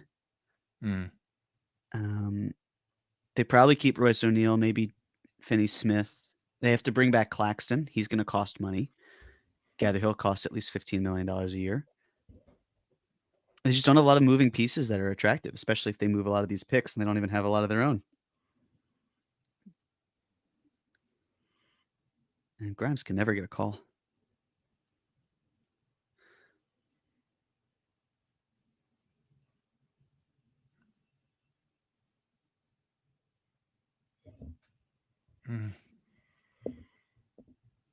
Yeah, we're at the ping pong portion of this game.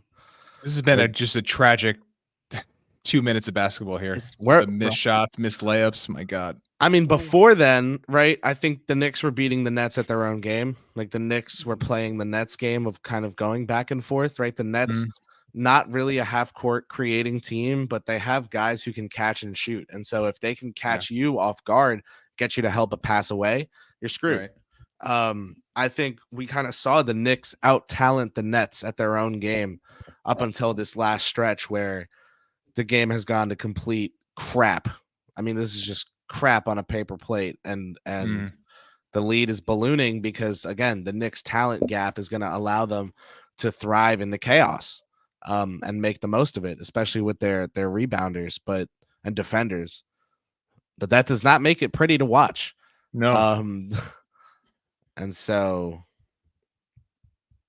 that's why we're watching some pretty ugly basketball. This might not just be a regular Wednesday night in Brooklyn. I noticed they switched to playing Travis Scott songs after they showed him on the Jumbotron. Also, let's talk about Ted Lasso, that crew. Like, she's there, and Sudeikis is there wearing Nets stuff. Sudeikis is always at the Knicks games wearing Knicks stuff, promoting Ted Lasso. This is really just a scheme by Big Ted Lasso to get their show out there.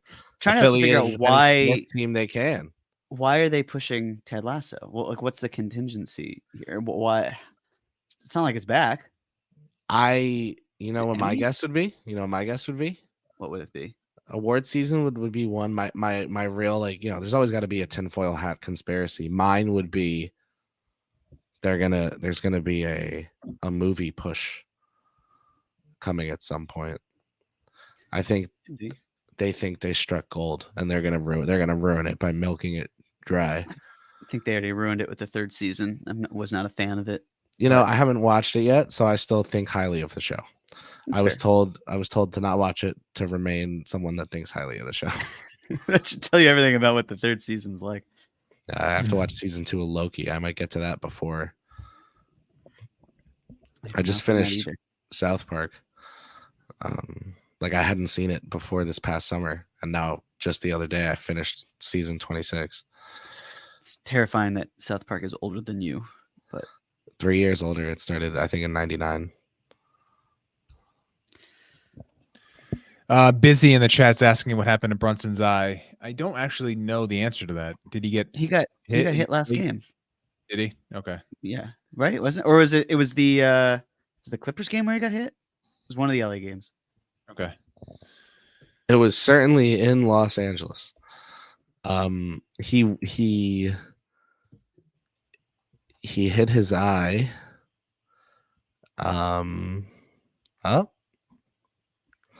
No idea. I thought the internet would have the answer.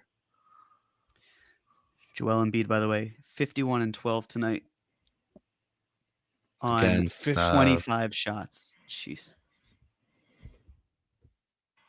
Against the Timberwolves too. It's a great team to beat. You know, he's been playing Washington and Detroit like every game for the last week. So yeah, well, he was ready for the tune-up.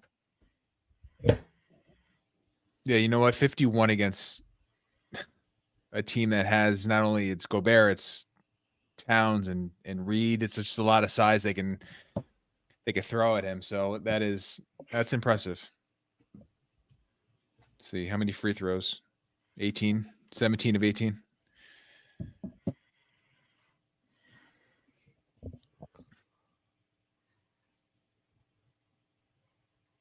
Clippers are doing the Knicks a solid by obliterating the Mavs tonight.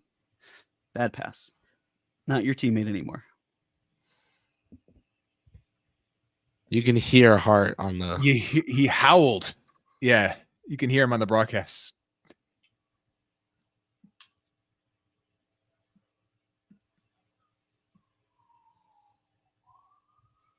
You know what? He might have had a gripe there. Oh, yeah, all ball. Yeah. Should challenge that. Oh, alas.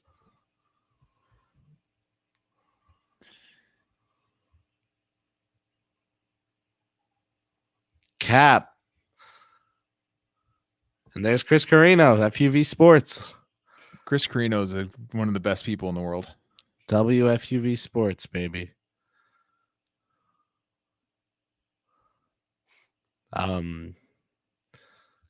Chris Carino, he doesn't go by Junior, but shout out little Chris Carino, who I'm sure hates being called that, who is my guy at WFUV Sports, who is the son of that Chris Carino and who is on the Fordham women's basketball broadcasting. Pretty cool to see son taken after father. It's also very fun when he asks a question to like someone comes in for a workshop or something after like graduating 20 years ago. And he'll be like, hey, Chris Carino, I have a question. And they're like, what? And he's like, yeah. They're like, what? I went to school with your dad. Why am I teaching you right now? So he's, pretty fun. He's the bringer of some fun moments. Well, it must be a Nets thing with the father-son thing because Iron Eagle, obviously Noah's yes, he's broadcasting for, is he the Clippers? Noah got the Clippers gig and now moved up from the Clippers gig. So now this kid Carlo got the Clippers radio gig.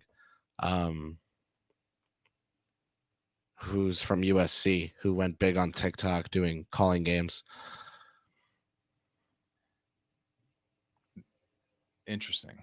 So what's Noah doing? So what did he get? I think he's with Yes now as well. Mm-hmm. Oh, he is was he? on a Nets broadcast not too long ago. Okay. I think he's in like a studio role now. He was calling a game. I thought that sounds like Iron Eagle, but that's not Iron Eagle. And sure enough, it was Noah. Wow. So that's he was originally on the Clippers radio broadcast. Yes, he was. DJ, he's like a Wally or a Han for them for Brooklyn now. Oh, I see. Where I guess not Han because he's not big in radio. And you know what? He's like Pito for them. He became like the Nets Pito. I love Bill Pito. Great guy. He gets tapped for a broadcast every now and a while, mostly just doing the studio stuff. Yeah. Sean, I'm not ignoring you. We're just not in garbage time yet. I like how you won't say the train ride between C and E, but you'll freely say Nets Pito.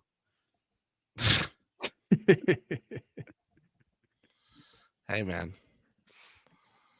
They do. I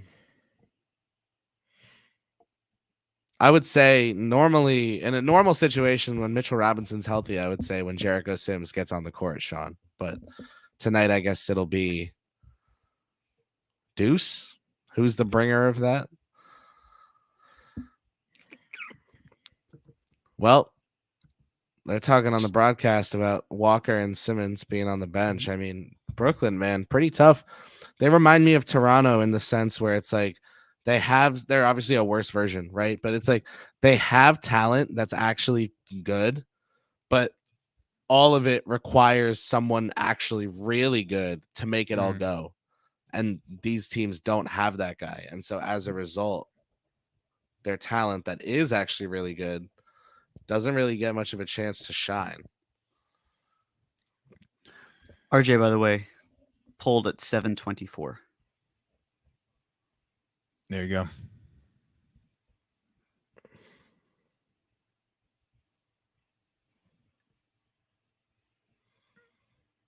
And Julius back in the game. I don't know if Tibbs is going to give us garbage time if we're basing it on his sub patterns, to be honest with you guys. I think maybe with 2.5 minutes to go, we might get 2 minutes. Yeah. You're right, Sean, but I don't know about less than a minute. There's no way. I mean, this score is getting deplorable. Look at Emmanuel quickly, man, having some fun out there. Well, this will be nice for the defensive rating. Yes, it would be. You know, Sean and I talk on study hall. I made this point a lot. Oh my gosh. Hello. Nice. Quick. Look at Spike Lee gassing him up in the Jalen Brunson puffer vest. They teed up quickly for what? He fell and he got teed up. Oh, they called a flop. Is he just finding out now that he got teed up? Yeah. Jeez. He was like, wait, you didn't call it. Who do I got to go talk to? Paul, don't lie. Oh, there you just said it. He just said it. Yeah, Breen. Yeah. No, quickly said it. Oh, really? Yeah, quickly said it. Okay, yeah, well, if you right when you said it, Jeremy, Breen said it after the miss. How do you call that a flop? He was coming down on 1 foot on this I've only ever seen that called against the Knicks. Like I've never seen a team that's not so the Knicks bizarre. Get a flopping technical call. Also, like it was an ESPN notification the other day when Randle got called for one. Like is it like a memo to call them? Oh my god. That cuts the lead to 21. Yep.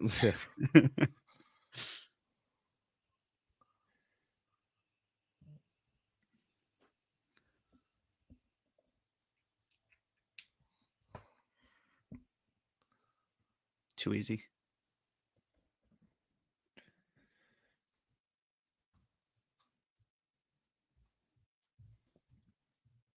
Eesh. Knicks Twitter will be happy. Jalen Brunson. A lot of rebounds and assists, not a lot of points.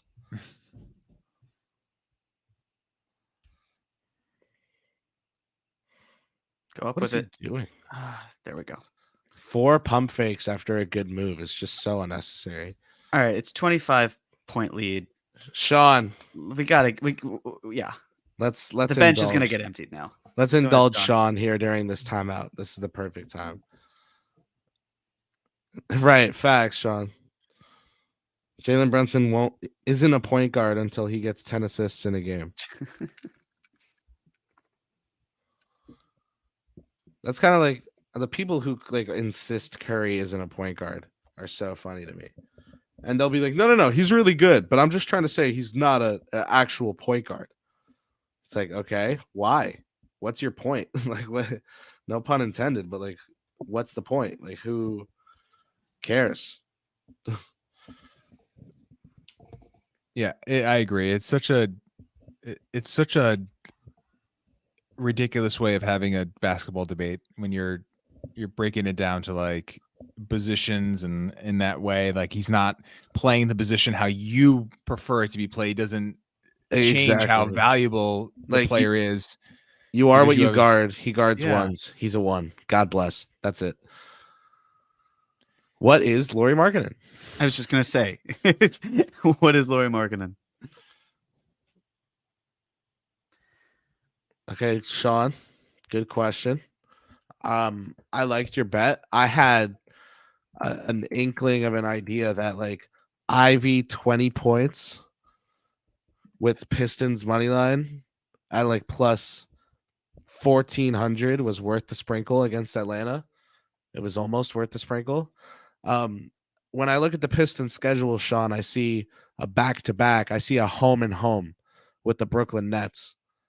You would think that that second game of that home and home is one that the Pistons could win. And I'll tell you, if they win the first, they're definitely losing the second. But just in terms of what game could Detroit actually win, probably the second game of that home and home. 12-23 at Brooklyn. I think they stand a better chance against Utah. I That's think the on battle of the second round picks, by the way. I think on paper they do, but I think in actuality, Brooklyn is a worse matchup for Brooklyn. Okay, the 26th, that's when they'll win, Sean. If it's not the 23rd, it'll be the 26th. I think they lose to the Jazz. I think the Jazz get them in a shootout and the Jazz win that. I think the Pistons don't get in a shootout with Brooklyn, and I think they win that.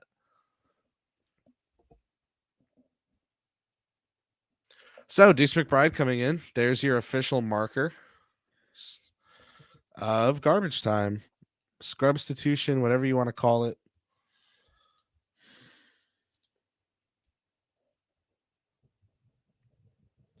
Well, Sean, the Pistons money line is over plus 400 every game at this point. So if you think they win at least one of those 4 games, just bet them until they win and double your units every time. Just go, what is it? What's that strategy called? Martingale, where you double your bet until you win. Do that, Sean, until they win. It'll work. Watch. Oh,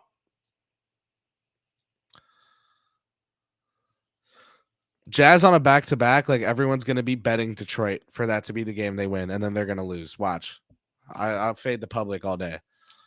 If they beat Boston, I'll be happy. Yeah. Yo, busy. I don't hate that. I just want to say we have Josh Hart center minutes right now.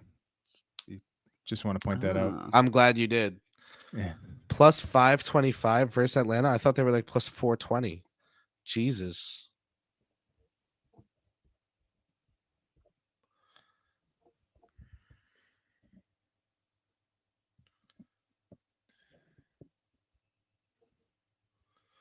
Well, 117.94 is your score. Knicks up with 2.5 minutes to go in the game. You're watching Knicks Film School on playback or on YouTube or on Twitter, now known as X. Thanks for tuning in. Thanks for hanging out with us. We are always here shooting the proverbial shit during these games. So come hang. Come have a time.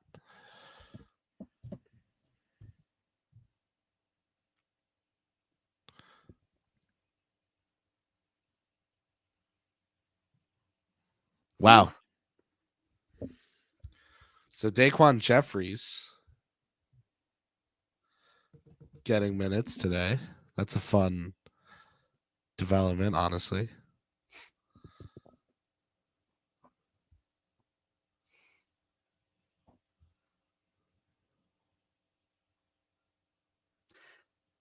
Well, the good news is the Knicks have a few off days before they play against the Milwaukee Bucks for a home and home, or 2 home games. Rest up, carry this over. Nice 2-game win streak. Get a split against Milwaukee. Be in good shape. Especially winning on Christmas. That would be nice. That would be nice.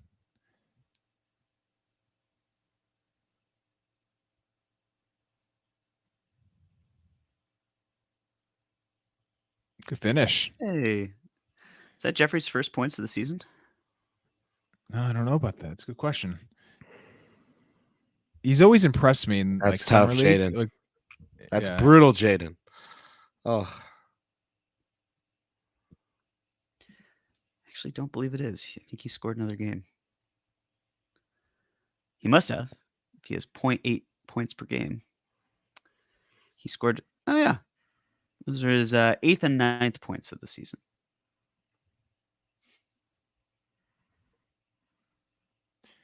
We'll forgive you for not recalling Daquan Jeffries' points. Archie, pass and he's- screen away. Ooh. It's Here we not an go. easy little floater. Don't let him get hot.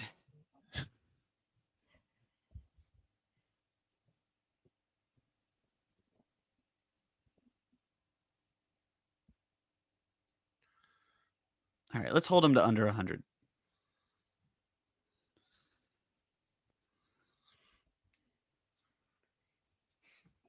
I don't know about that. I think it's going to Maybe- happen. I'm just hopeful that it Maybe does. the defensive rating doesn't get the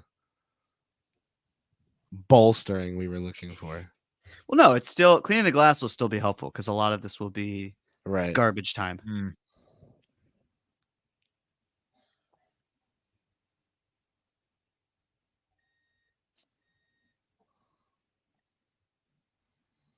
So the Nets record says they're mediocre, but I think they're just bad. They don't have Oh, their own there's pick, Mm-mm. so tough for them to be tanking or playing for a pick or anything like that. They kind of have to build on their Just record finish and add a it. piece? Come on, Jesus. Grimes. I think they're just biding their time. It's kind of like living out a sentence. Get out on good behavior. Good things happen to you. I'm not saying there's nothing to play for, but because there is. But it's not exactly like they nice, Josh. Oh, well. But I mean the upside is just not there, and there's plenty of downside.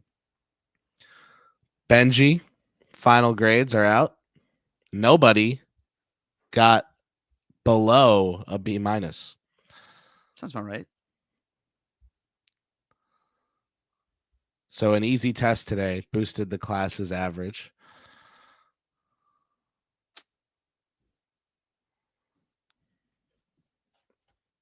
Taj had the lowest grade. He had the sole B minus. Grimes, Quickly, Barrett, and Brunson had the same grade. Hart and Hartenstein had the same grade. And Randle with the best grade of them all. I won't spoil any of what those grades were so that you have to go look at Benji's tweet. As the Knicks dribble it out, 121-102 is looking like it's going to be your final. Knicks over Nets. Guys, final takeaways from this game. They're showing DiVincenzo, and that's who I was going to ask about. Anything in the DiVincenzo Grimes department that you learned today? Well, it's just more indication that he is. I mentioned this earlier. He's really good at hunting for threes. It bared out tonight. I don't know what the final tally was for, or 9 of 15 for DiVincenzo, 10 threes on the night in only 23 minutes. So he was getting them up. So there's that. Playing off Randle. I like the aggression from Randle earlier in the game. Sort of set the tone that the Nets were going to have trouble managing him in the painted area.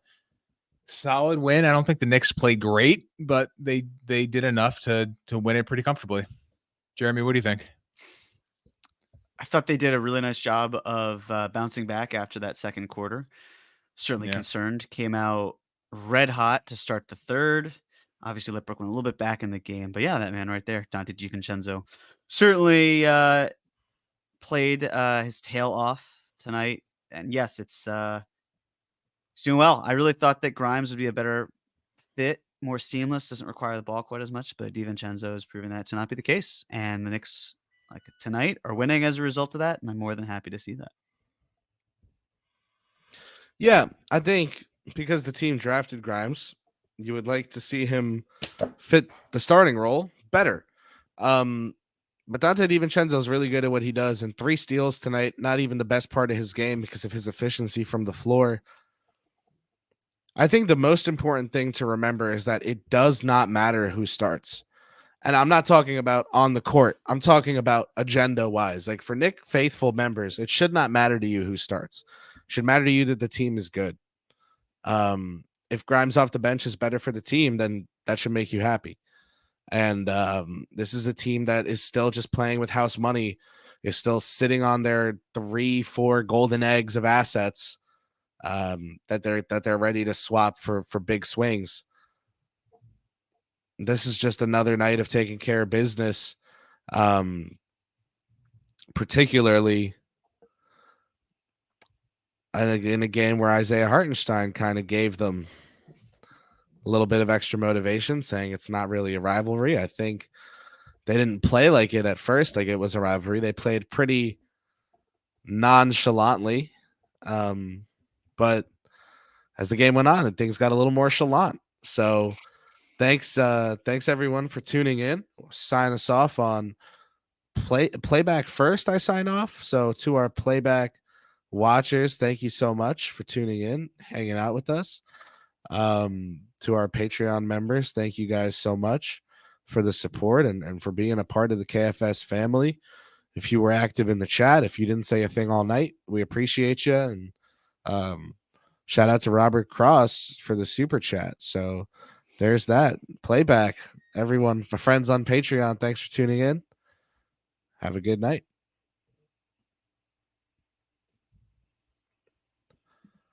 And for our watchers on YouTube, on Twitter, hey, thanks guys for tuning in. I've been Chris Persianen. He's been DJ. He's been Jeremy. And we've had a great time hanging out with you guys tonight, giving our takeaways on Knicks Nets, little crosstown rivalry, little 4-train action. Or maybe you could take the orange line as well, unnamed orange line. But either way, however you choose to get from one stadium to another, maybe the Knicks and Sprinter vans tonight, maybe not the subway. If you're affiliated with the Knicks side of town, you're going home victorious. So there's that. Knicks over Nets, 20-point victory. Go check out the KFS postgame. Go have fun on there. But as for this stream, thanks for tuning in. Thanks for watching. APJP on the boards behind the scenes, holding it down. Shout out the KFS family, man. Thank y'all. Peace.